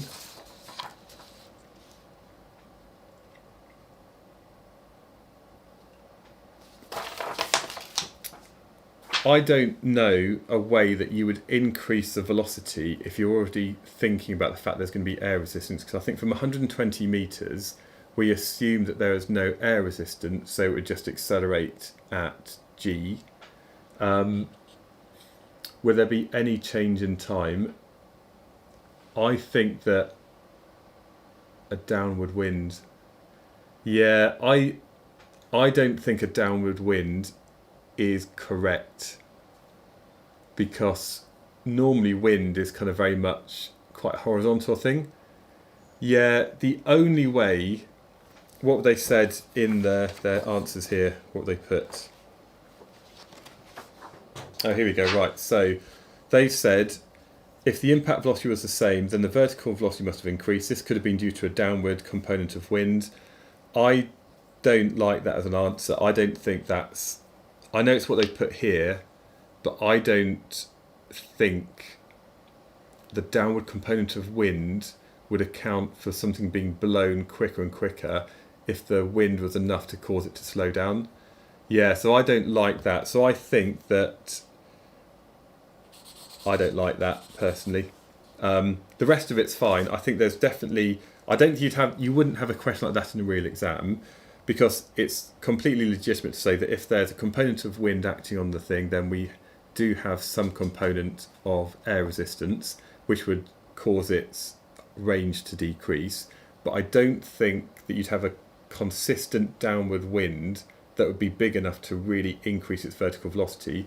Bear in mind, if we did have wind resistance, then there'd also be air resistance, which would actually be reducing its vertical component of velocity. So yeah, yeah, I didn't like that bit. So let's just move on. Let's just ignore that. Don't worry about that. Again, this question is not going to come up next week. Right, okay, so someone was asking about which practicals you need to know about. So we've got a wire, 2 meters in length. The student is asked to determine the Young's modulus of the alloy using a clamped horizontal wire and pulley. Right, so this one is perfect. It is a 6 marker. Actually, what I did do earlier was when I saw this, I was like, do you know what? I've already got some stuff that I've already done. So this is a standard Young modulus practical. And this method here, I've already got the answer here that basically you can just learn. So this is on my website. Actually, I'll show you where it is. So, of course, all of you are the doing OCR-A. So the best thing to do is if you go to my website, if you go to the OCR-A page and then you scroll down and it's got practical experiments, if you click on the OCR practicals, you can find the things for the different PAGs for the practical assessment groups. Now, one of them is about young modulus. So if you click on this, I have some notes that all of you can download, and I've got videos where I show that. I show an alternative method using nylon and a fish. I've got an alternative method using a vertical component of wire. I've got my work through of the results. I've got how to measure the diameter of wire. And if you're a teacher watching or a technician, I've got that as well. So basically, if you click on the practical guide, this gives you the theory behind young modulus that you've already covered. And then I've got the labelled apparatus and how to do something with your graphical results to work this out. Okay, so this one here is something that I've just printed out because I think paper can be useful. So of course we know that the young modulus is stress over strain, and stress is the force over area, and strain is the extension over the original length. And we can put that all together to make this. And of course we know that the area is going to be pi d squared over 4. Okay, now what that means is in order to work out the young modulus, you need to look at the force acting on the wire that you're going to add with masses overhanging the edge of the bench. You can measure the length of the wire, you can measure the extension, and you can calculate the area. And of course what you're going to be doing is you add weights, so you're going to increase the force, and we're going to measure the extension. And this is a kind of pretty standard setup. I've got a couple of wooden blocks that clamp onto the wire, so that holds it securely. We've got the weights, some mass hangers over the edge of the bench. You've got a ruler, and sometimes, depending on the situation, you might use a small marker that points down to the ruler. And of course, you're measuring the original length of that wire. And of course, as you add more weights, we can see how the marker moves along. And by having the marker, which could just be a piece of electrical tape on the wire, that's going to give us a good reading of the extension. Okay, so we've got all of this stuff here, and basically there's different ways of doing it, but ultimately you want to get to a graph where you've got something on the y-axis and you've got something on the x-axis. Now what I said, and again you can find this on my website, but basically using this equation for the young modulus and this equation for the mass that we're adding and this, you can eventually get to this that says the mass is equal to E pi d squared over 4gl times E. Now of course, if you're putting the mass added on the y-axis and you're measuring the extension on the x-axis, that means your gradient must be equal to all of this. And so once you've worked out the gradient, bearing in mind d is going to be a constant, the diameter of the wire, as will pi, as will g and the initial length, that means the value for the young modulus is equal to the gradient multiplied by all of this. So of course that can all be worked out, and what you want to be doing is you want to be plotting data, not just taking one individual point, because by putting in your line of best fit that goes through the origin, this kind of smooths out any small random errors that you might have had in that data. So yeah, the tape is a fiducial marker. Yeah, definitely. The online physics tutor sounds like somebody's a physics online kind of using the kind of online physics thing. But yeah, I haven't actually seen their worksheets yet. Yeah, people are doing MCEGG. Okay, right. Willow. Yeah, by the way, Willow, if you haven't done the paper yet, I think this video can be really useful. So we've got measurement, control variables, equation, graph, and gradient. I like that. So let's think about what that means for this. Okay, so if we're thinking about it, what we're measuring the, so this is what somebody said, we've got M, C, E, G, G. So in this case, we're measuring things like the diameter of the wire. Is that right?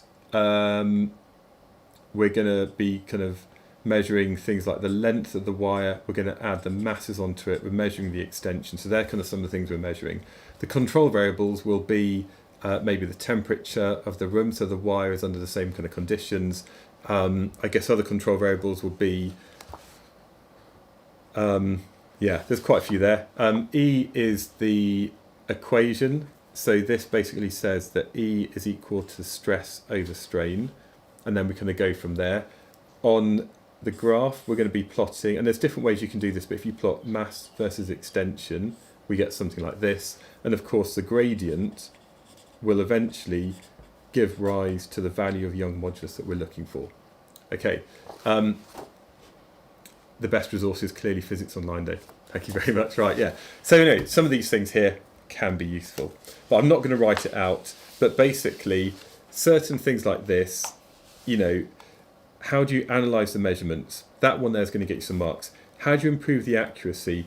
Well, this might be where you're using a fiducial marker or something like that. And basically, this is just something that allows you to make your measurements closer. It might be that you come up with some kind of vernier scale that's attached onto the wire. So that's maybe a vernier scale on the wire, and then you've got like the other side of the vernier scale on the bench, and maybe that's a way to improve the accuracy, because then you can measure extensions which are less than a millimetre. So some of these methods might have come across. You can, of course, Fluxen, you can, of course, just using this data, you could easily plot values for the stress and values for the strain and plot those. And then, of course, your gradient is just going to be equal to the Young modulus. So you could, of course, work out values for stress at each mass that you've added and values for the strain. That's completely valid as well. But the thing is, there are loads of different ways that you can get to the right answer, and whoever's marking your work as a qualified teacher, they will understand completely whatever method you're using. There's probably like 10 different ways you could do it, as long as the fundamental bits of physics are correct. Also, Nick, great point here. There's an uncertainty in the diameter of the wire. How do you reduce that? Well, you're going to use a micrometer.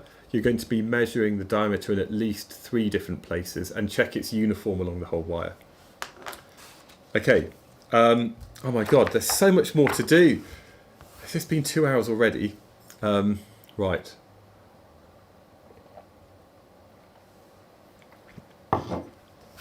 Okay, so this question, blah, blah, blah, blah, blah, blah, blah, blah, blah.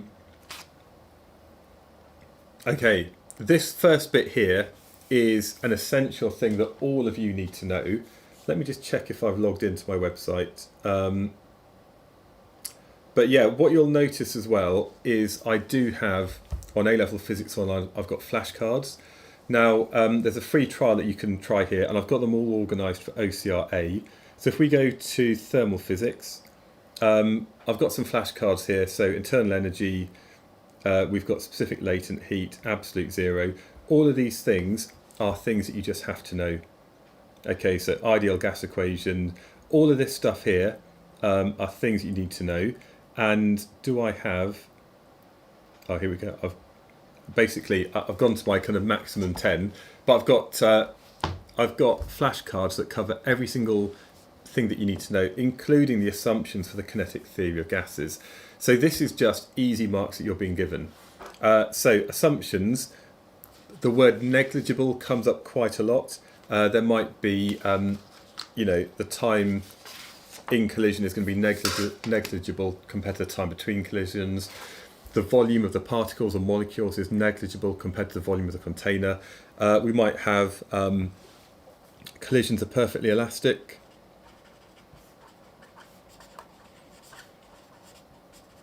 And of course, if you've got elastic collisions, that means there's going to be no loss in energy.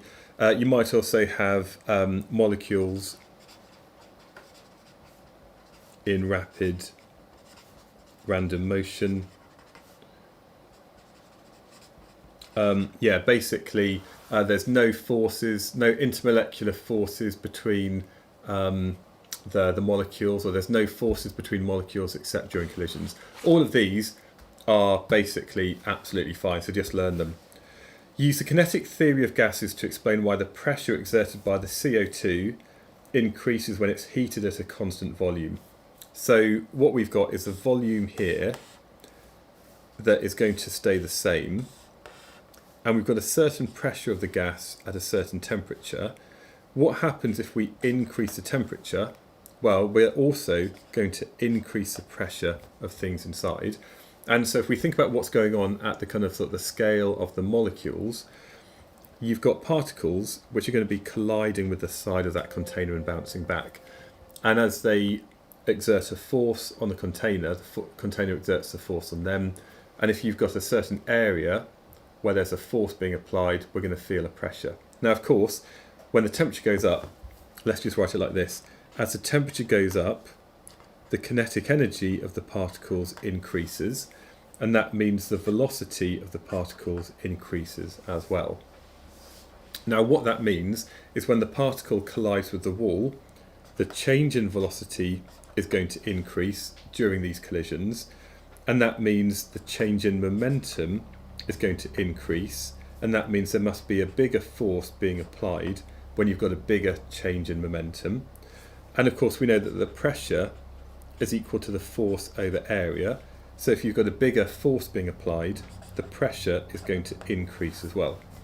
Now, these things here, you increase the temperature, therefore you increase the kinetic energy, therefore you increase the velocity, therefore you increase the change in velocity during a collision, so you increase the change in momentum, increasing the force and increasing the pressure.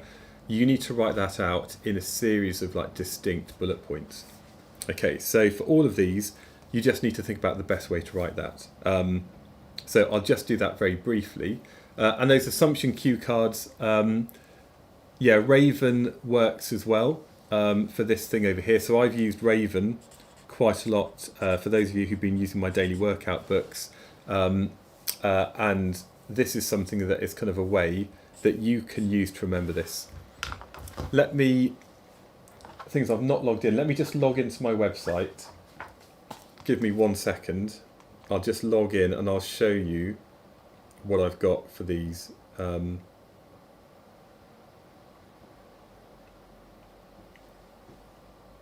Sorry, 1 second.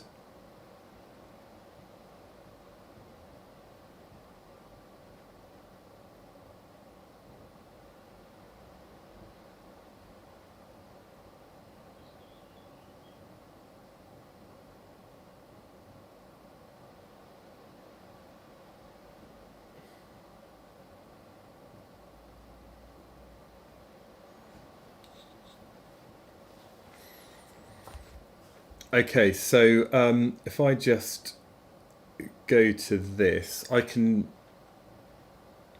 So I do have the flashcards, and you can find the flashcards here. If you've got a Premium Plus plan, you can also look at all of these flashcards here that I've got as like a PDF, and you can buy them in the shop as well. So this one is about thermal physics, and so you can download these in my shop, which is on physicsonline.shop. I do have a card that's got the ideal gas assumptions, and this is what I've got here. So we've got identical molecules are in continuous random motion, negligible forces between molecules except during collisions. That's the A of Raven. Volume of the molecules is negligible compared to the volume of the container. Perfectly elastic collisions, and duration of collisions is negligible compared to the time between collisions. So that's a way to remember, or one way that you can remember this using Raven. And if you want to find all of these, not as a PDF, I think the PDF is useful, but also on the website, if you go to more and you go to flashcards, this is like the online flashcard thing, so that you can basically, again, choose your exam board, choose whichever topic you want, and then you can see there's like over 500 flashcards. So a lot of this stuff you just need to learn off by heart. Okay, Raven or raved. Okay, right. Did I say raved or Raven? I think I said raved. Raved, Raven, pretty similar. Right, they're Premium Plus only. So the Premium plan gets you the flashcards. The Premium Plus plan gets you the digital download of all of the PDFs as well. All right. Okay, so basically, we're happy with this. I'm not going to write it out. So as we increase the temperature, we increase the kinetic energy of the particles, which means that they're going faster. So when they collide with the wall, there's going to be a greater change in momentum as they bounce back again, which means there's going to be a greater force exerted on the wall. And of course, over that same area, we're going to have a greater pressure. Okay. Calculate the number of moles in 0.050 kilograms of CO2 gas. So the number of moles is equal to the mass divided by the molar mass. So for all of you non-chemists out there, you did chemistry at GCSE, so that should be familiar. The number of moles is going to be the mass, 0.050, divided by the molar mass, which is 0.044. So that's just going to be the same as 50 divided by 44, which is 1.1364. So the number of moles is going to be 1.1. That's nice. As a chemistry taker, PV equals nRT questions are your favourite. Yes, cool. Right, so 1.1 is the right answer to two significant figures. The intake system can process Martian air at a rate of 0.12 cubic meters per minute. Calculate the time in minutes required to collect that much gas. So, right, we know the number of moles. We also know the temperature. We know the pressure. And we want to know the volume. So we know that PV equals nRT.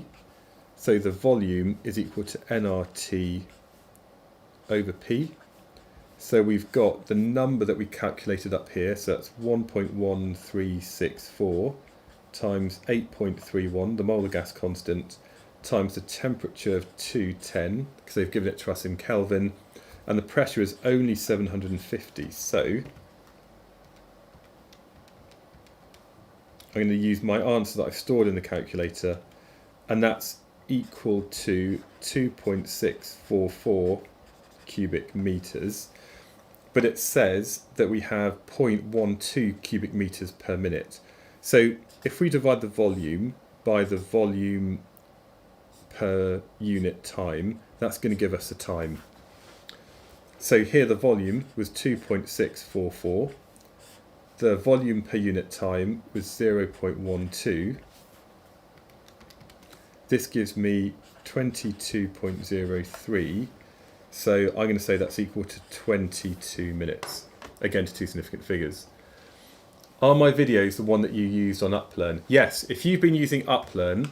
By the way, has anybody here used Uplearn before? If so, let me know. Yeah, I am the hands of Uplearn because they're using my videos, which is good because it's like an agreement that we came to a while ago. So yeah, I am the voice of Uplearn for physics, or one of the voices, I suspect. Right, good question, says Galactic Girly. When I go through the related sub-questions and you use previous answers, do you use the answers with all their significant figures or the amount of significant figures you put in your answer? So for this, you should always use the calculated value for subsequent calculations. This one here is very much just related to this, and it's like, this is my calculated value, and I'm just going to put my answer on the answer line to the number of significant figures. But then I always use my unrounded value in any subsequent calculations. So if there's another question about this, I would be using this value here for any subsequent calculations, not just my rounded down value. Somebody uses Uplearn. Nick, hype. Your whole school has been bought into it. Yeah. I think as well, even if you have to find a value in show questions, you should always use your calculated value in any subsequent part of the question. So even if you have to show something's equal to 1.1, you still use this value here in later parts of the question. Okay, maybe we need to do that here. So the gas is in a heating chamber. To begin the chemical reactions, we're going from its initial to a final temperature. Okay, so a lot going on. Let's think about what we've got to do. So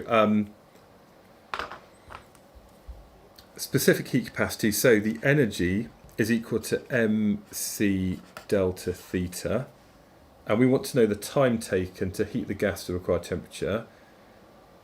So if we know the energy, we also know that the power is equal to the energy times time. So the time is going to be equal to the power divided by the energy, which is whatever the power is,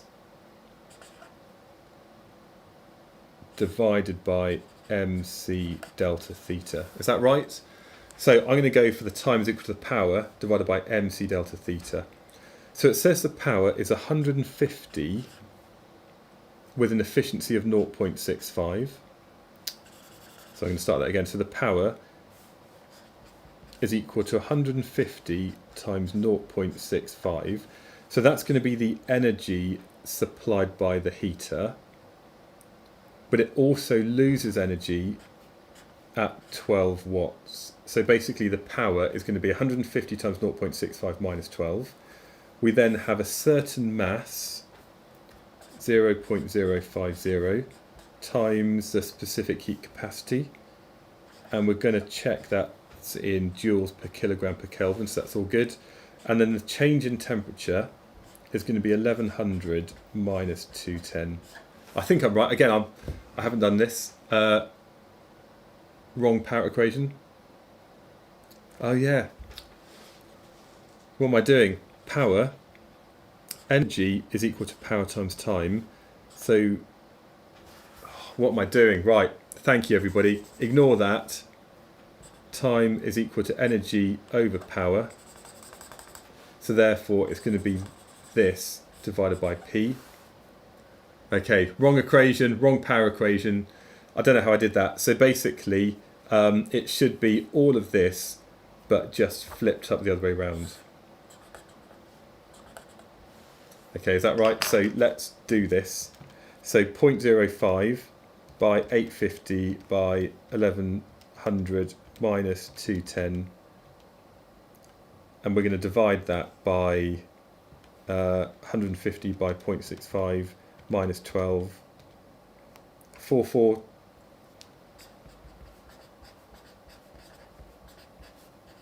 Is that right? I suspect if I'd done it the other way around, I'd have got a really small number, so that's all fine.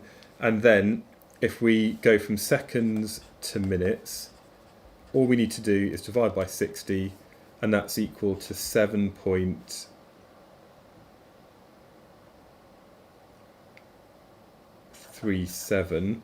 So I'm going to say 7.4 minutes. Is that good? Yeah, so hopefully that's all right. Yeah, I don't know why I did that. I think it's because I'm talking and doing questions at the same time. I'm hopefully sure that in the exam you're going to be much more conscious of that. Right. By the way, how's everybody getting on? Actually, in the chat, just let me know, so I know that it's just kind of me talking a lot. Can you let me know, just in the chat, what is the grade that you're aiming for this year? So are you wanting an A star? Would you be over the moon to get a D or an E, so you've actually just passed A-level physics? What kind of grade are you after, and how does that kind of fit in with kind of, I guess, what you need for university? So A stars, excellent. Rupert, A. Seriously, A or an A star? Erin, A. Yeah, this is like high achieving people. Aiming for an A or an A star, depends what you get in maths. Yeah, that's good. Lots of A's.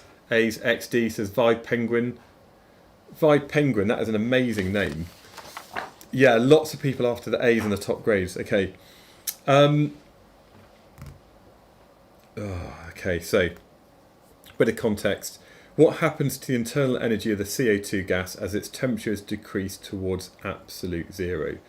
So I guess the internal energy is going to decrease. I guess. So internal energy, which is U. Okay, right. Happy with a B, so quite a few people. Somebody needs an A star, A star, A for mechanical engineering in Manchester. Yeah, they're kind of they're high you know, a lot of these universities are asking for high grades, aren't they? Right. Basically, the internal energy decreases as the kinetic energy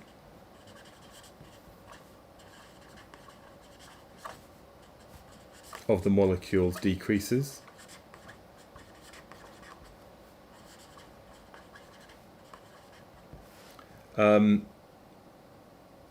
I guess this is until at absolute zero,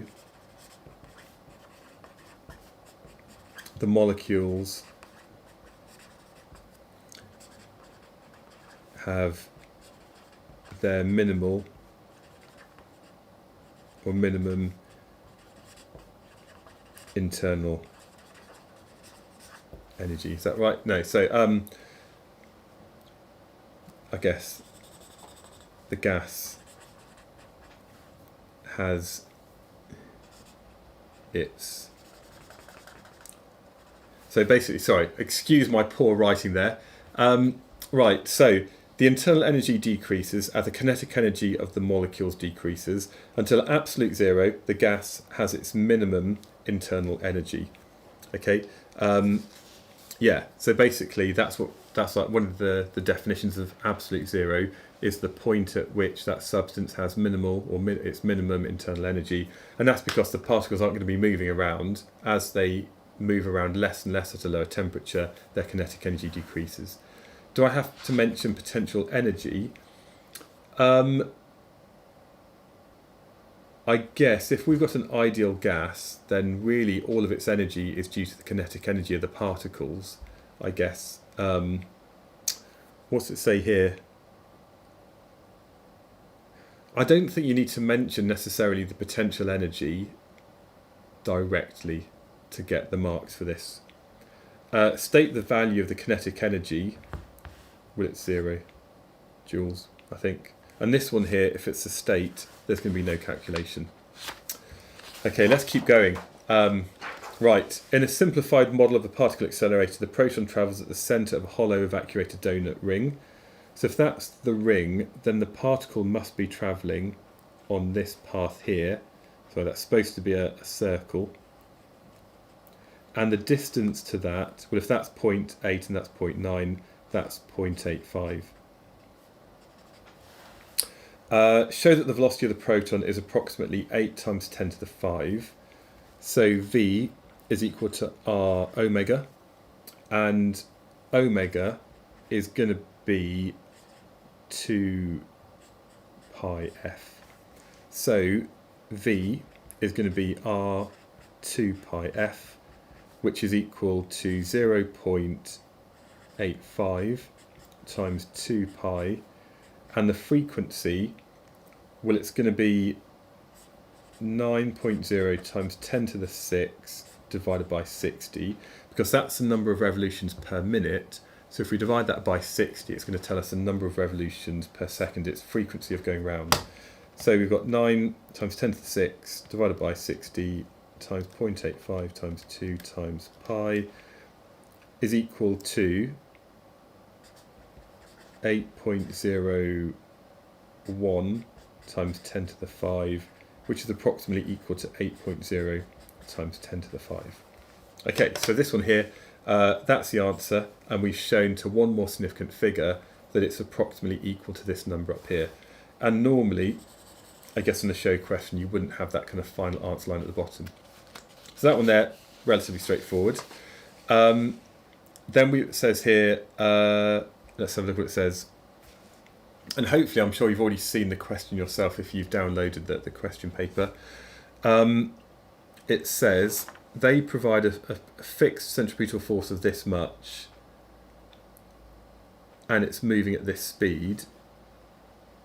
So I guess we want to know the radius of it. So we do know, of course, that the centripetal force is equal to mv squared over r, and that means r is equal to mv squared over that centripetal force.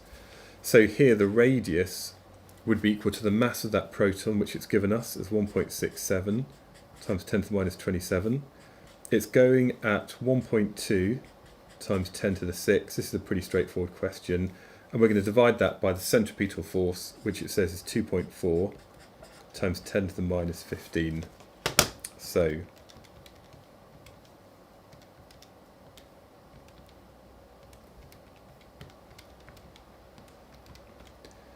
this means the radius is equal to 1.002. And so even to two significant figures, that means the radius is equal to 1.0, which is bigger than the 0.90 outer radius. So in order for it to be going this fast with this centripetal force, the particle would basically collide with the outer part of the container before it continues. And therefore we need to put in a statement here. It will collide with the outer, will collide with the outer wall. That all good? Hopefully that's all right. I think that was quite an easy, straightforward question. And then, of course, the next question. How many more questions do we have? We've got 23. I guess it's like normally like quite a long paper, isn't it? And I guess I'm chatting quite a bit. Okay, so this one here shows that the vertical component of momentum of P2 after the collision is about this much. So I guess before the collision, the vertical component of momentum is 0. So after the collision, although there's going to be a component of momentum due to this is vertical component of velocity, that's going to be equal in size to the component of momentum due to P2's thing there. Yeah. Right, so what that means is if we know, okay, so P1 and P2 are both protons, and so effectively if these two things have got the same mass, then we know that the momentum is going to be proportional to the velocity of that thing. So V1, so the vertical component of V1 is going to be equal to whatever V1 is times sine 0.5, because it's this component of velocity there. So that's equal to 5 times 10 to the 5 times sine 30. Is that right? Sorry.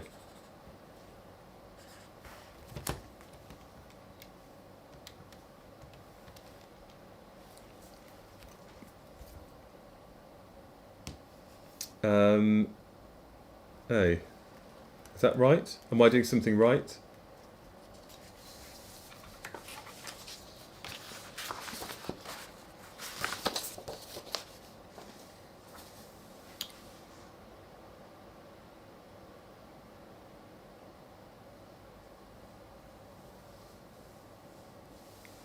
Oh, sorry.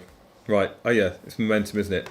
So basically, the vertical component of the vertical component of momentum of particle 1 is going to be equal to its mass times the vertical component of V1. So I'm just going to do that as like a little arrow there. So that's equal to 1.67 times 10 to the minus 27 times 5.0 times 10 to the 5 times sine of 30. Okay, so if I multiply that by 1.67 times 10 to the minus 27, the vertical component of P1 is equal to 4.175 times 10 to the minus 22, which is therefore equal to the vertical component of P2. Okay, so the vertical component of momentum of P2 is 4.175 times 10 to the minus 22. And the only reason I've given it to more than two significant figures, which is what we could do based on this, is because this is a show question that needs to show it's about that value over there. Okay, yeah, sorry. By the way, thanks, Rowan. We've got Mitchell and we've got Rohan. Multiplied by the mass of the proton. Yeah, forgot about that. Okay, so we've got the vertical component of that. All good. Show that the velocity of P2 after the collision is about 8 times 10 to the 10 meters per second. Okay, so again, we know the answer that we're trying to get. Of course, we know that in the horizontal direction, the momentum of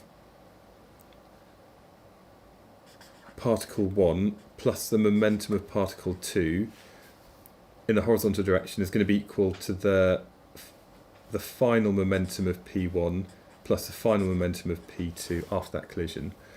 So the momentum of P1 is going to be equal to the mass of particle 1 times its initial velocity plus 0, and that's going to be equal to the mass of particle 1 times its horizontal component of V1 plus the mass of particle 2 times the horizontal velocity of V2. Okay, so this is all in the horizontal direction. So initially this had a mass of 1.67 times 10 to the minus 27, and this was travelling at 1.2 times 10 to the 6 meters per second. That's going to be equal to the mass of this, which is, to be honest actually, all of the masses cancel, don't they? Because all of the masses are the same, so I'm going to leave these out. So I'm just going to get rid of that. So we can say that 1.2 times 10 to the 6 is equal to 5.0 times 10 to the 5 times cos of 30 plus V2 cos theta. Is that right? So basically this angle here is equal to theta. But we also know in the vertical direction that P2, the plus 0, is the initial velocity of that and the initial momentum of the second stationary proton. In the vertical direction, afterwards, then its momentum of particle 2 is equal to the mass of particle 2 times the velocity of particle 2 times sine theta. Okay, and that means we know that. Oh, have I overcomplicated this? Let me have a quick double check.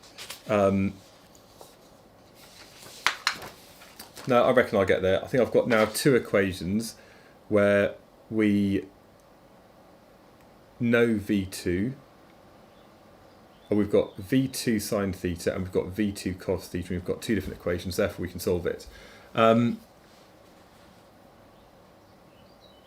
So we know that this final momentum here is 4.175 times 10 to the minus 22. And if we divide that by the mass of it, which is 1.67 times 10 to the minus 27, that's going to be equal to V2 sine theta. So let me just work that out. So divide that by, I've probably overcomplicated this.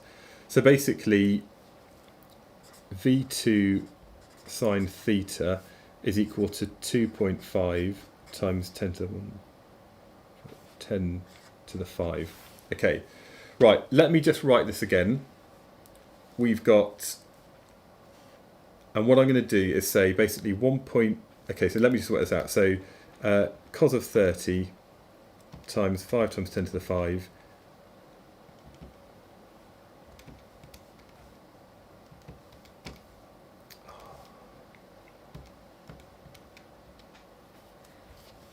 So we've got 1.2 times 10 to the 5 minus 4.33 times 10 to the 5 is equal to V2 cos theta.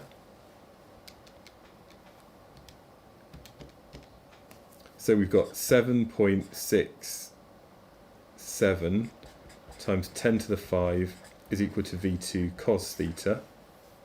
And we also know that 2.5 times 10 to the 5 is equal to V2 sine theta. Is that all right so far? And I've probably overcomplicated this massively, but we've now got two equations and we've got two unknowns. So we could say that, because we don't really want to solve for this, we could basically say that let's call this one equation 1 and this one equation 2. And I guess we could easily find that if you do equation 2 divided by equation 1, that will mean that the V2's cancel, and of course sine over cos is going to be tan. So basically you can say that V2 sine theta over V1, so V2 sine V2, I'll write this again. This is the problem of doing everything like talking about square both and add. Let's say that we've got V2 sine theta over V2 cos theta is equal to 2.5 times 10 to the 5 divided by 7.67. That's supposed to be a 2 times 10 to the 5. So they cancel, and that means tan theta is equal to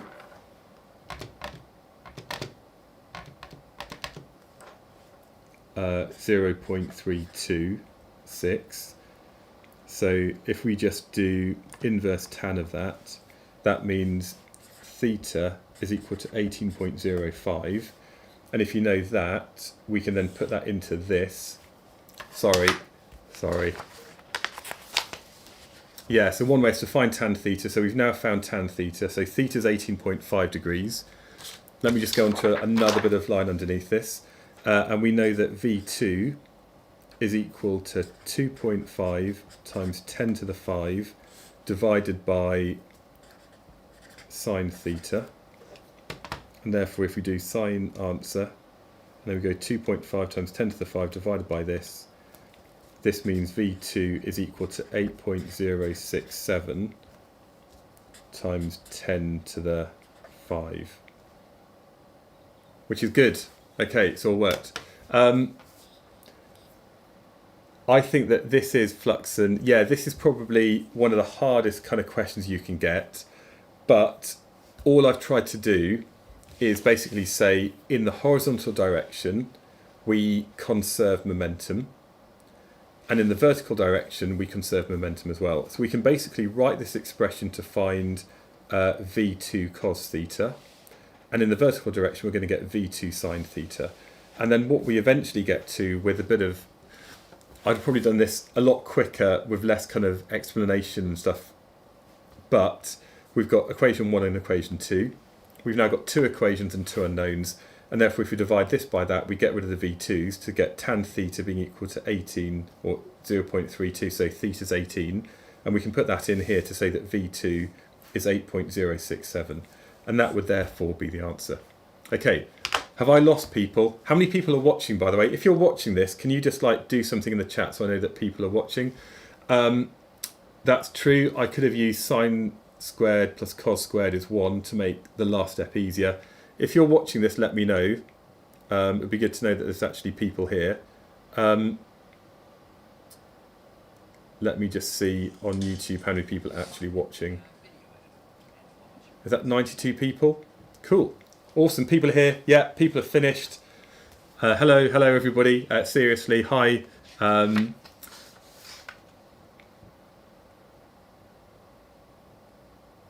Yeah, in the last question we knew the vertical component of velocity, but we didn't know the angle that it was actually at. Determine whether the collision is elastic. So, in an elastic collision, then kinetic energy is conserved. So this just means we need to know the kinetic energy before, and we also need to know the kinetic energy after. So before the kinetic energy was, I'm just going to say that let's just do this as simply as possible. We know, of course, that kinetic energy is equal to a half mv squared. But of course, all of these particles have got the same mass. So let's just call the mass m. And here we've got things of 10 to the 5 and 10 to the 6.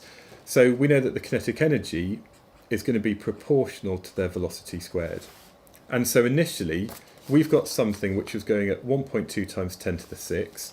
So initially, the kinetic energy was going to be proportional to 12 squared, which is 144. Okay, so this is like a shorthand way of doing it. Afterwards, the kinetic energy is going to be proportional to v squared for the two different things. So one of them is going at 5 times 10 to the 5. So the energy is going to be proportional to 5 squared plus the energy that's proportional to this thing, which is going at 8 times 10 to the 5. So that's going to be 8 squared. So that's going to be 25, and that's going to be 64. And therefore, the size of the kinetic energy beforehand is greater than the size of the kinetic energy afterwards, and therefore it is not elastic. Right. Yeah. Is that all right? Okay, so for this, the best way to do it is actually calculate the kinetic energy in joules, and you do that by multiplying the mass of the proton by the velocity in meters per second squared. But of course, all of the particles have the same mass, and we've got, that's basically 12 times 10 to the 5. So initially the kinetic energy is going to be proportional to 12 squared. Afterwards it's proportional to that 5 squared plus that 8 squared, which is going to be 25 and 64, which is like 89. And therefore 89 is smaller than 144. And so the initial kinetic energy is bigger than the final kinetic energy, therefore it's not elastic. Right. Okay. Right, let's keep going. I think I've got 3 more questions. And I'm also aware that at some point I've got Joe coming into my office because he's going to be doing his maths masterclass later. Right. Yeah. Why does a geostationary satellite... Actually, you lot, could all of you type in the comments, why should a geostationary satellite be directly above the Earth's equator? So why is that? So just if you could all type in the chat why you think the geostationary satellite has to be above the equator of the Earth. Okay, I'll be back in a second.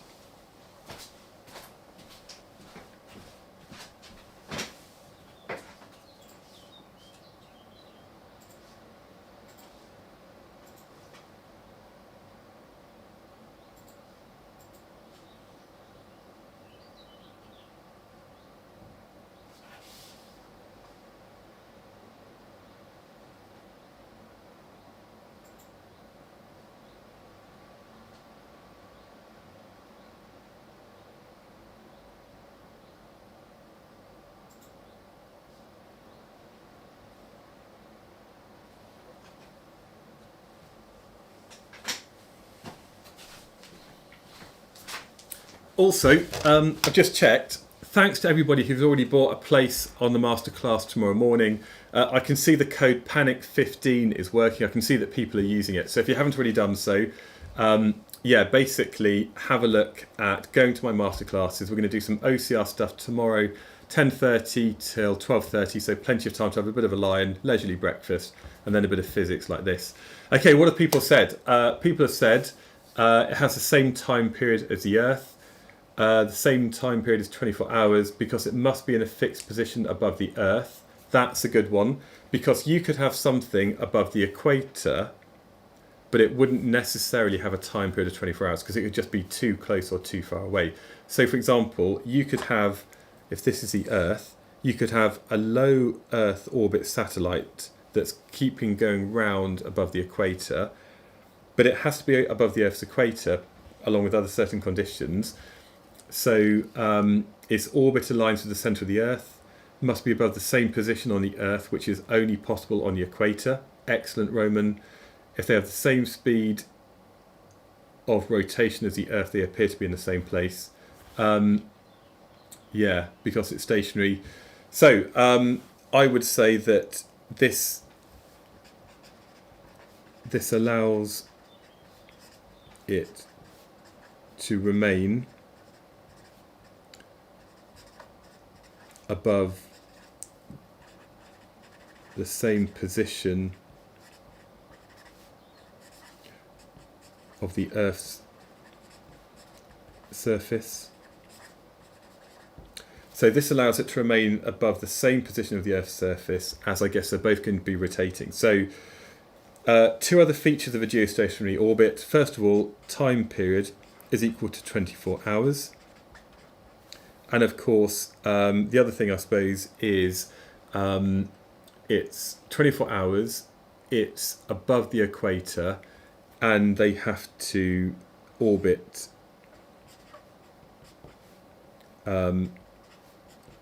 in the same direction.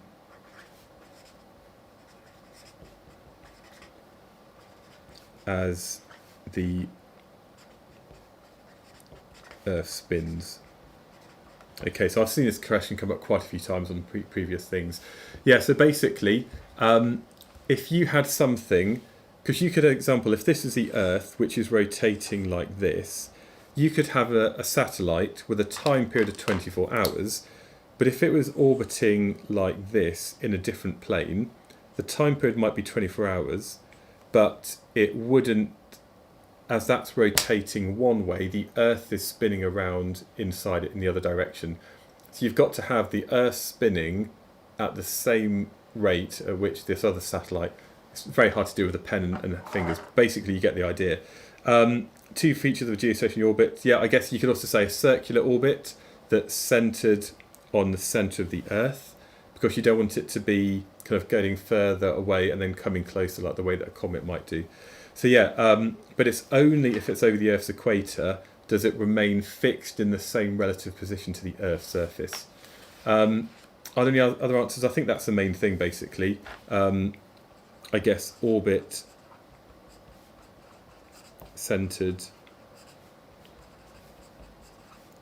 on the center of the Earth.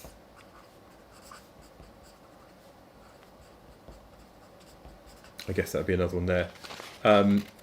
Right. A broken satellite has this mass, and the radius of its geostationary orbit is this.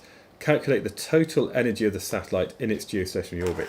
Now, this to me looks much more like the kind of question which you would get on an AQA paper, where it explicitly states in a specification that you need to know about the total energy of a satellite.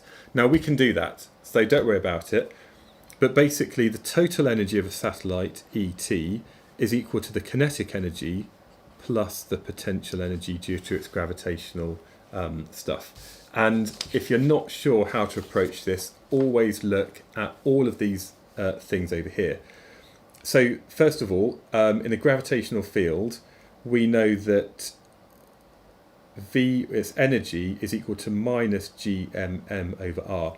And that's its energy due to its place in that gravitational field. So that's its gravitational potential energy.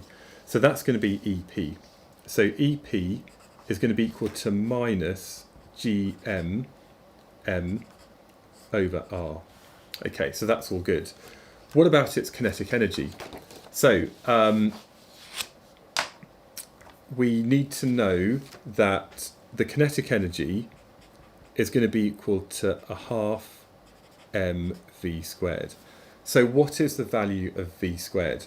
Well, this is where, if something is moving, then we know that it's going to have a certain amount of kinetic energy, and also it's moving in a circular path, and therefore its centripetal force, Fc, is going to be equal to mv squared over r. Okay, so the centripetal force is provided by the gravitational force of attraction between these two things. So Fc, the centripetal force, is equal to gmm over r squared, and that's going to be equal to mv squared over r, because that's the centripetal force that causes this. And you can see that here the m's cancel, we've got r squared and we've got an r, so we can write this as gm over r is equal to v squared. Okay, And what we can now do is put this into this equation over here to say that the kinetic energy is equal to a half m times v squared, and v squared is gm over r. So that means the kinetic energy is equal to gm m divided by 2r. Okay, so this is the kinetic energy of the satellite, and that's its gravitational potential.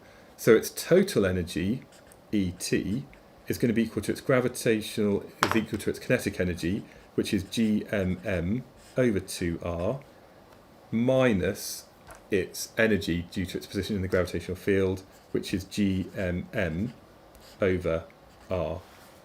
So basically this is a bit like saying, what is a half minus 1? Well, a half minus 1 is minus a half. And so ET is equal to minus gmm over 2r. So that is the total energy of a satellite. Now this is a derivation that AQA students need to know if you're watching this, but also this is something that you just have to know that you can do all of these subsequent steps if you practice it. But I think that this was quite a challenging question for an OCR paper. Right, so the energy is equal to minus gmm over 2r. So now all we need to do is put the numbers in. So the total energy of it is equal to minus 6.67 times 10 to the minus 11, so that's the big G, times the mass of the Earth, 5.97 times 10 to the 24, times the mass of the satellite, 1800, divided by 2 times the radius of its geostationary orbit, which is 4.22 times 10 to the 7. Okay, and sometimes they give you the distance to the satellite, sometimes they tell you the height of the satellite above the surface of that planet. So just be really careful there. Okay, so if we put some numbers in,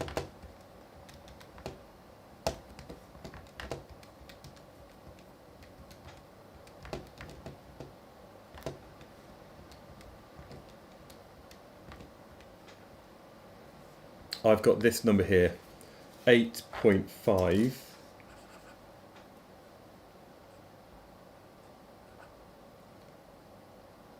8.49, I reckon. 8.49 times 10 to the 9 joules. Is that right? Yes, it is. No way, I've just checked. That is actually correct. Okay, that's good. That's good. I think I'm doing the right physics. So basically, it's energy at that point. I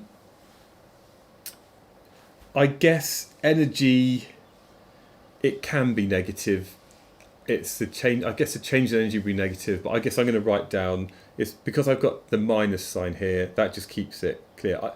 Reality, I don't think they would be. I think, okay, are there any physics teachers in the chat? If you're a physics teacher in the chat, just let me know. Should you quote it as negative? I'm going to say minus 8.49 times 10 to the 9. I think that's right. Right, okay, so use your answer to explain why the energy must be supplied to the satellite to move it further away from the Earth. Basically, as you add energy to the system, this number becomes less negative until eventually, if you supply enough energy, in this case 8.5 times 10 to the 9 joules, it then has 0 energy and then it can be free. Okay, yeah, so basically I would say that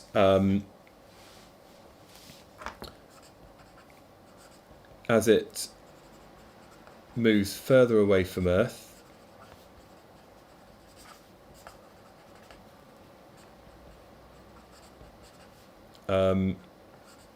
it increases in energy. So if it moves further away from the Earth, it increases in energy until at infinity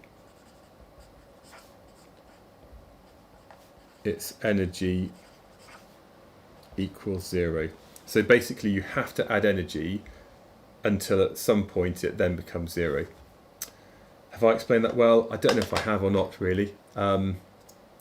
Yeah, so what's it say here? It says, to move to a higher orbit, the total energy of the satellite must increase, become less negative, so work must be done on the satellite. Yeah, so therefore work is done to it to move it higher. Okay, I think that sounds all right. Is it a mark lost if you don't put the negative symbol?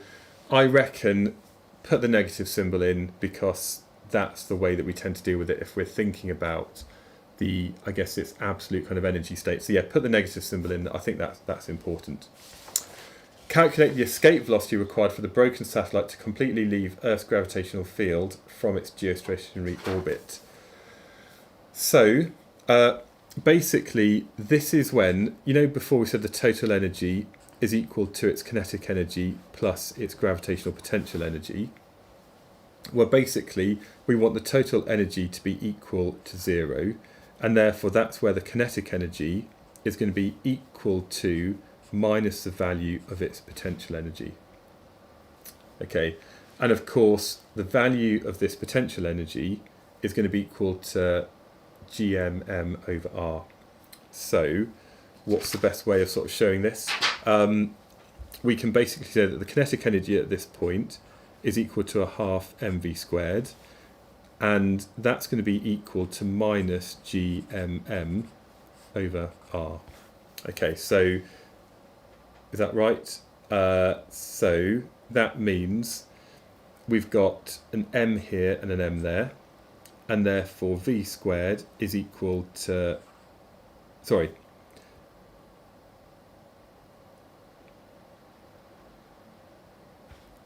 v squared is equal to 2,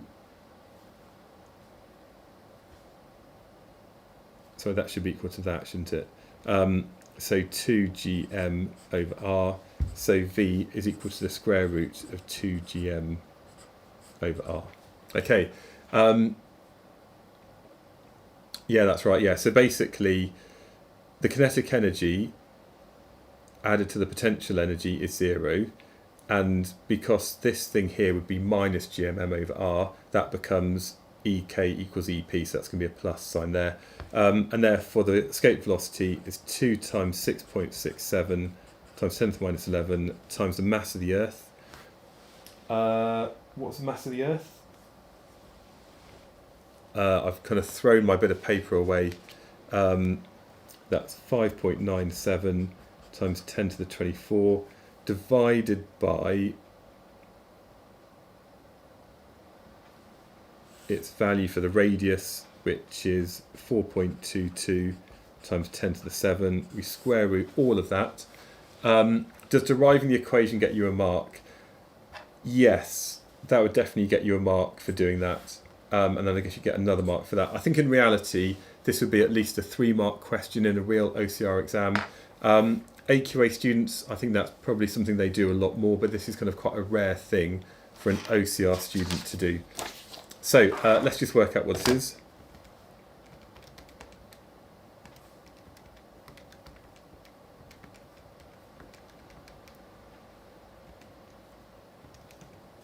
I've got 4344, and I guess we know our data to 3 significant figures. So 4.34 times 10 to the 3 meters per second. Is capital M the planet or the Earth mass? Yes, it is. So we tend to use m as the mass of the thing that the smaller thing is orbiting around. Okay, I got the mass of the Earth because it gave it to us in the previous part of the question, and it also gave us the radius of its original geostationary satellite.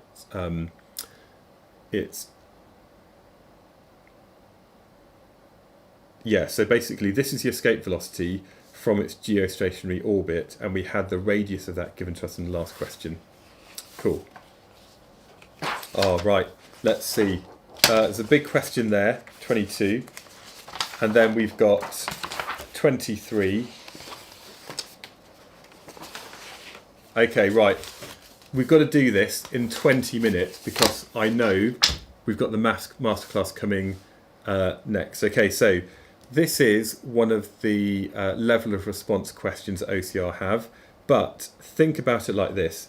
You've got a 3-mark question for that, and you've got a 3-mark question for that, although you've just got lots of space.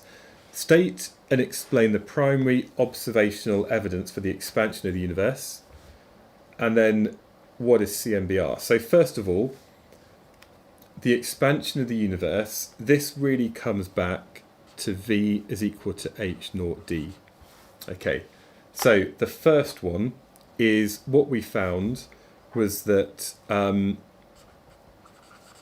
light from distant galaxies is redshifted. Okay, so first of all, we've got a redshift of light from distant galaxies. The further their distance away,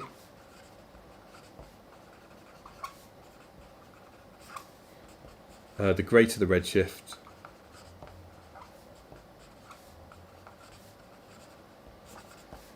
and the greater their recessional velocity.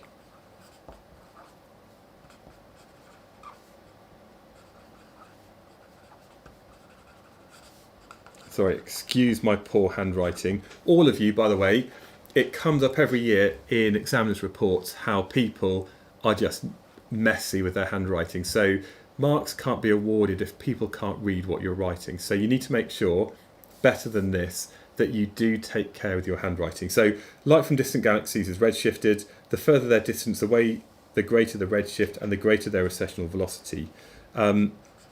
Therefore, space is expanding. That's basically the first bit there. So recessional velocity, the word recession is kind of like moving away.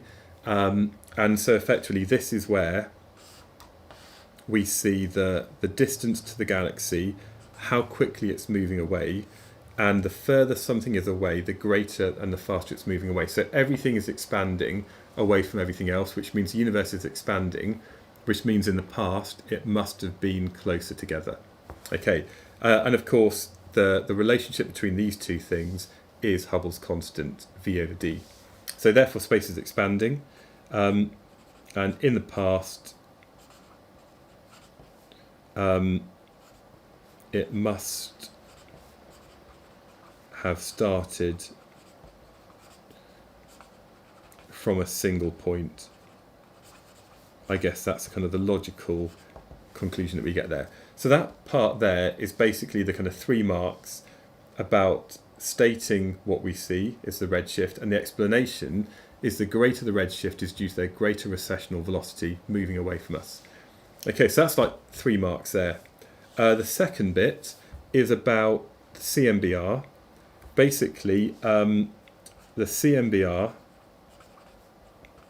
is the photons, or I guess the high energy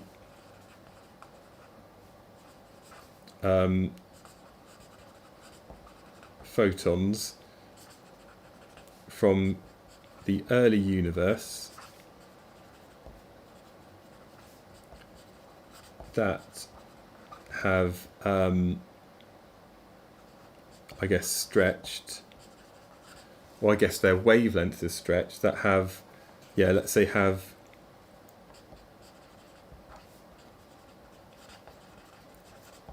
their wavelength stretched by the expansion of the universe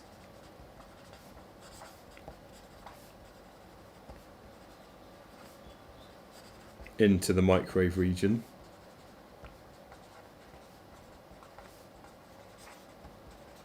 So CMBR, cosmic microwave background radiation, this is the high energy photons, that electromagnetic radiation, and as the universe has expanded, the wavelength has been stretched into the microwave region, and this can be detected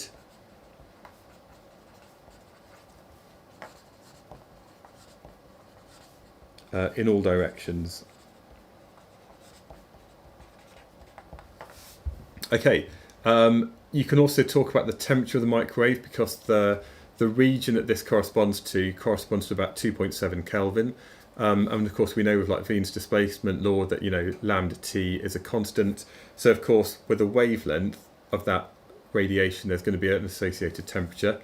So that's basically that thing there. So this supports the Big Bang theory, because if it's stretched due to the expansion of the universe, that then reinforces the evidence we've seen here for the expansion. So yeah, there we go. That bit there is kind of the basic of that question. Right, the next bit, let's just keep rushing through number 23. Let me just get a quick cup of tea.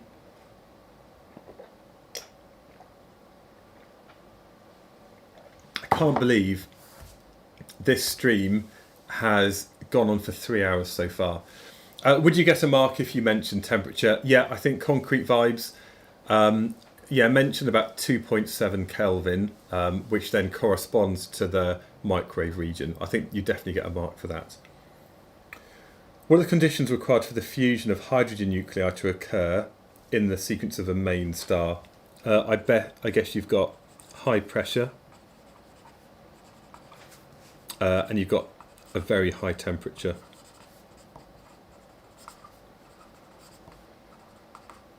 Okay, I think that's enough for that answer, because it just says describe the conditions, not explain. Of course, high pressure means you've got a large number of particles, so you've got a high chance of collisions occurring, and the high temperatures mean that they have enough kinetic energy to overcome the electrostatic repulsion between like charges, which means that then the strong nuclear force can take over.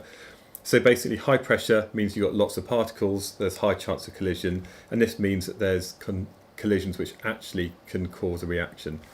Fluxon, yeah, thank you very much for your comment, very kind. State the names of the two opposing pressures that are equal in magnitude when a star is in a stable equilibrium. I guess outwards, you've got the radiation pressure outwards. And of course, the other type of force, really rather than pressure, is gravitational attraction. I think that's probably what the question is meaning. Let's see what they've said. Pressure, yeah, they've got radiation pressure outwards. So here you've got like your main sequence star. You've got gravity acting in, and then it's called radiation pressure, which is acting outwards. Okay, so basically, it's not, I guess, pressure and force are different things, but you've got gravitational force in, and then it's a radiation pressure pushing outwards. The star has depleted the hydrogen in its core and evolved into a red giant. Alright, this one here is basically what we had earlier, hours ago, when we did the multiple choice questions. So previously I said if you've got a main sequence star here, for example, it's going to move into the red giant phase here. And what happens is, as it does so, is the surface temperature decreases, but it's going to give out more energy. There's going to be a greater luminosity because it's got a greater surface area. So surface temperature decreases.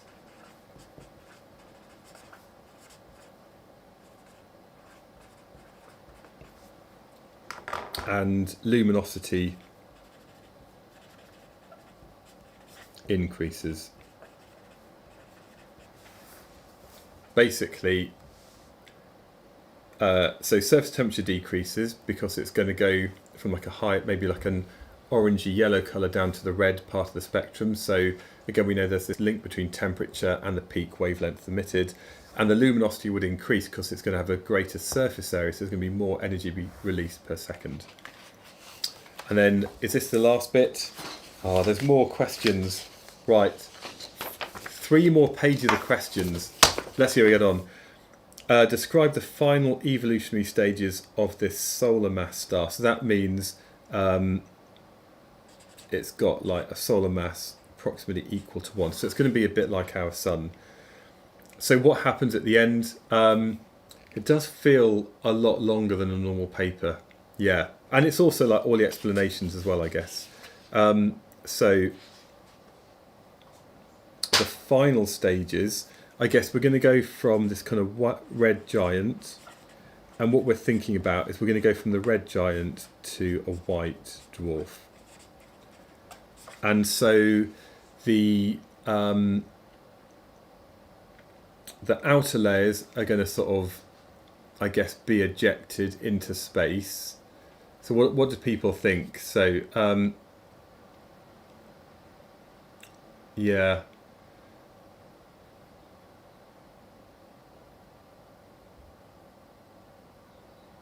Yeah, so on the diagram, on the axes, on that last diagram, you've basically got the temperature where things on the left of the HR diagram are hotter than things on the right. So you've got red on the right and like a bluey white on the left.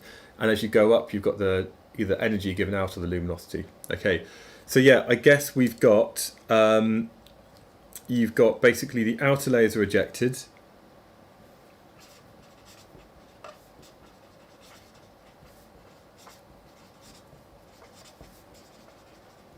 Leaving behind a hot core, which is going to be the white dwarf. And I guess if it's something like a solar mass star, then that means it's going to be underneath the Chandrasekhar limit. And that means, yeah, so basically the white dwarf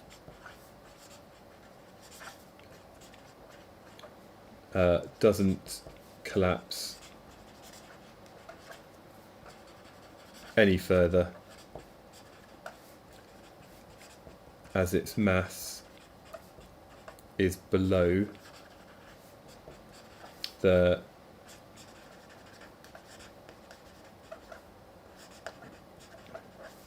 that limit, which I think is at 1.4, something like that. So I think this limit comes into play more when you've got like a red supergiant, like a high mass star, where if the remnants of the core are above a certain number of solar masses, I think it's 1.4, but I can't remember exactly what it is, then that means the gravitational force is going to be bigger than the pressure that can be provided by the kind of the forces inside, and that's where you then have something which might collapse into a neutron star, and of course that might collapse if the limit's really big into something like a black hole. Okay, so it's 1.4 for neutron star and then 3 for a black hole. Thank you, Nick. Thank you very much.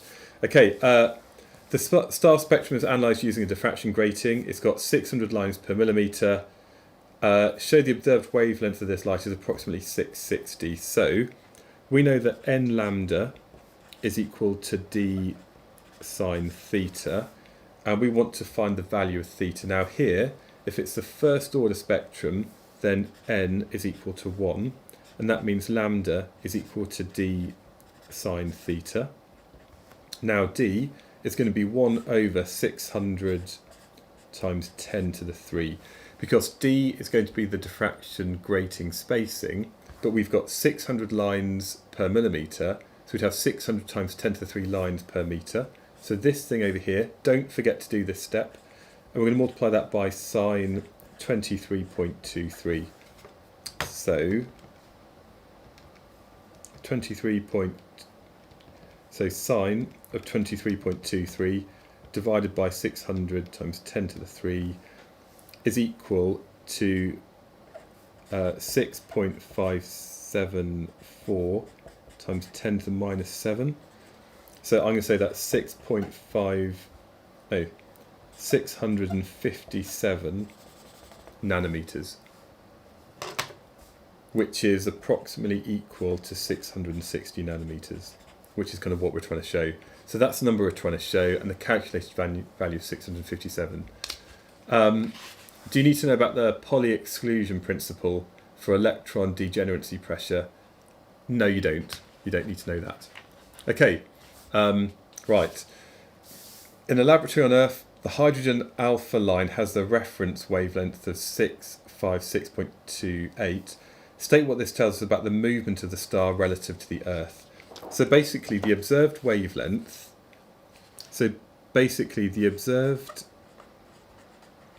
lambda is greater than the true value. Therefore, it's basically been redshifted.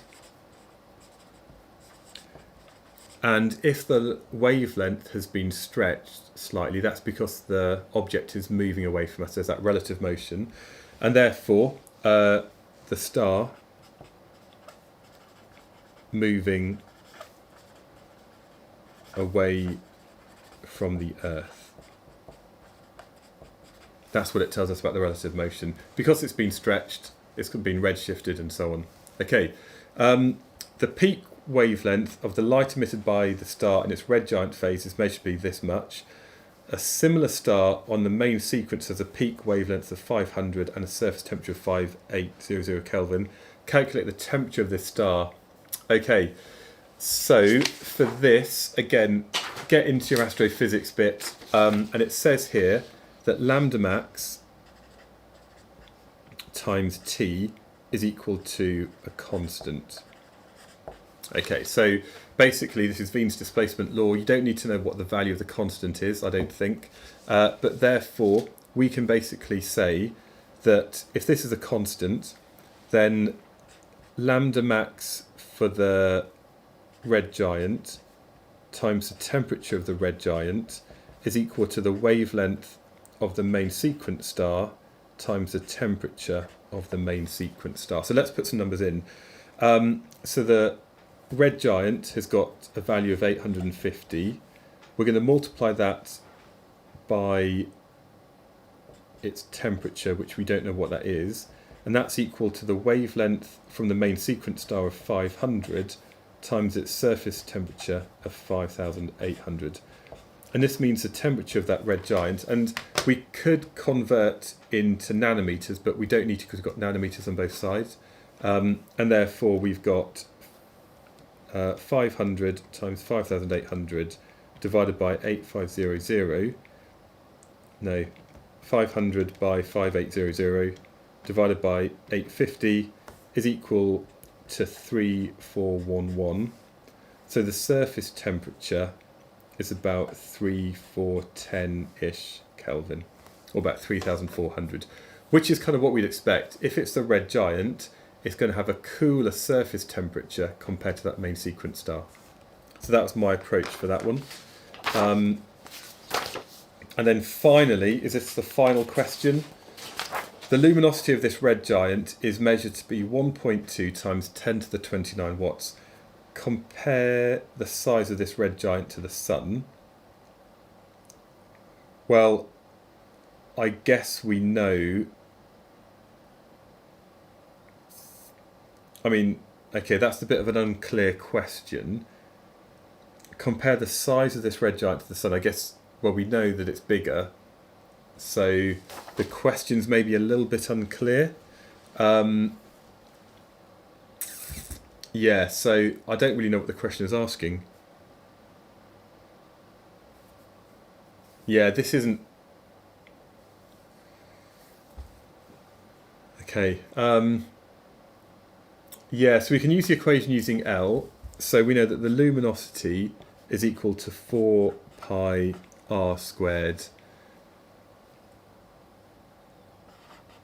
times that times t to the 4. But what, I don't know what the question's actually asking. Are they asking the ratio of masses? Compare the surface areas to the volumes. I think this question's not that clear compared to some of the other ones. So compare the size. Okay, so let's say then R is equal to the luminosity divided by 4 pi lambda t squared. Okay, so that's basically going to be the radius of these things. Do we know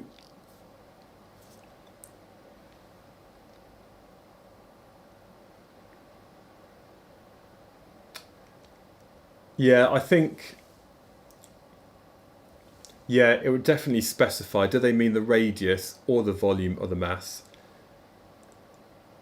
Should we do that? Compare the size. Yeah, okay, let's just look at the radius. So for the first one, So let's send the radius of the red giant. Actually, do we have the luminosity?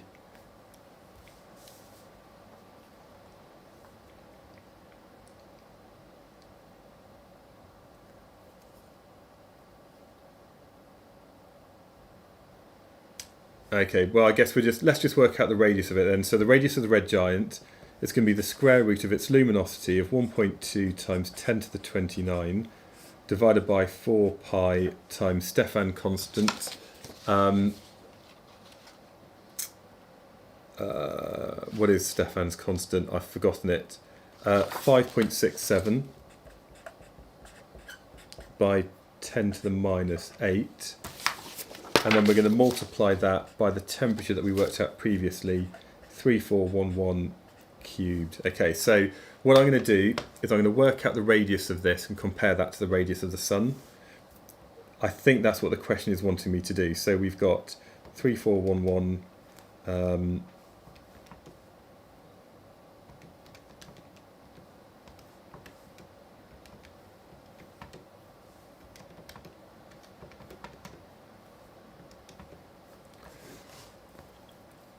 so the radius is equal to 3.5 times 10 to the 10 meters. And I guess that's going to be the red giant. The radius of our sun is 6.96 times 10 to the 10.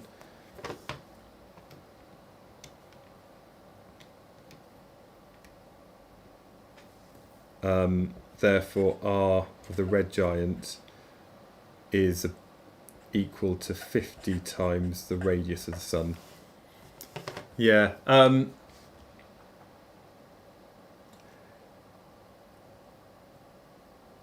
Yeah, I think basically this question is fine. I think it's just maybe the phrasing. I think the question is a legitimate question. So what I did was I worked out the radius then of the red giant, and then we compared that to the radius of the sun. So it's basically 50 times the radius. But of course the volume is going to be proportional to r cubed. So I guess if you cube that, you could say that basically it's got 50 times the radius, or the volume is going to be 1.3 times 10 to the 5 bigger. Because the volume is going to be proportional to r cubed. So yeah, I reckon it's basically just saying that compare the size of the red giant to the sun. Well, it's a lot bigger. It's got 50 times the radius, and it's got 1.3 times 10 to the 5 times bigger volume. And I got 50 because basically this is the radius of the red giant. That's the radius of the sun. And all I did was divide 3.5 times 10 to the 10 by 6.96 times 10 to the 8. And that gave me an answer of 50.67. Right, I reckon that's it. Now, although it says it's a predicted paper, and I guess that's why a lot of you are watching this morning, don't forget that these questions in that format will not come up. You have to know everything. Thank you very much. It's been like a bit of an epic 3-hour session. I guess partly because it's like chatting, getting cups of tea, and I haven't done the questions before either. And explaining the answer takes a lot longer than just writing it down itself. Thank you to everybody who's been here. We've got Vibe Penguin, Concrete Vibes. There's a lot of vibes going on here. Galactic Girly, Seriously. We've got Mithil Parek. We've got Nick, Imploding Kittens, Fluxon. Loads of people here. Loads of people as well who maybe haven't kind of been in the chat, but that's fine. If you haven't already done so, there's huge amounts of free content over on my website, which is alevelphysicsonline.com. I'm doing a masterclass tomorrow morning that you're welcome to come along to. It's normally £30 for 2 hours, which I think is pretty good value. And you get 15% off with the code PANIC15 if you really want to kind of get that last minute session in. But book it really quickly. And of course, good luck to everybody on Wednesday. I hope all of you are doing well. Don't forget, I will be doing more stuff over the next month, getting you ready for paper 2, helping you do a bit more for paper 3 and everything like that. So I've got lots more coming up, lots more masterclasses, and yeah, thank you everybody. Don't forget, if you want more support, I do have a premium plan on my website so you can see all the year 13 videos. I also have, let me just show this to you before we go. Let me just log in here. If you go to my website and you go to the OCR page, then you'll see a bit further down, I've got revision checklists, I've got past papers and work solutions, digital flashcards. If you want to find past paper walkthroughs for paper 1, click on this, and then you've got some walkthroughs like I've done now, but more edited. I've got the 2023 paper and the 2022 paper and the 2020 paper here.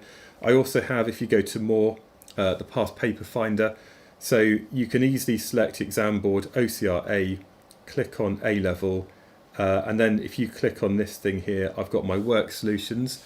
So if you want to find the work solutions to paper 1, let's go paper 1 here, to 2024, I've got my work solutions, and hopefully you've done the paper by now, but there's all of this stuff here that you can basically see my work solutions for the entire paper.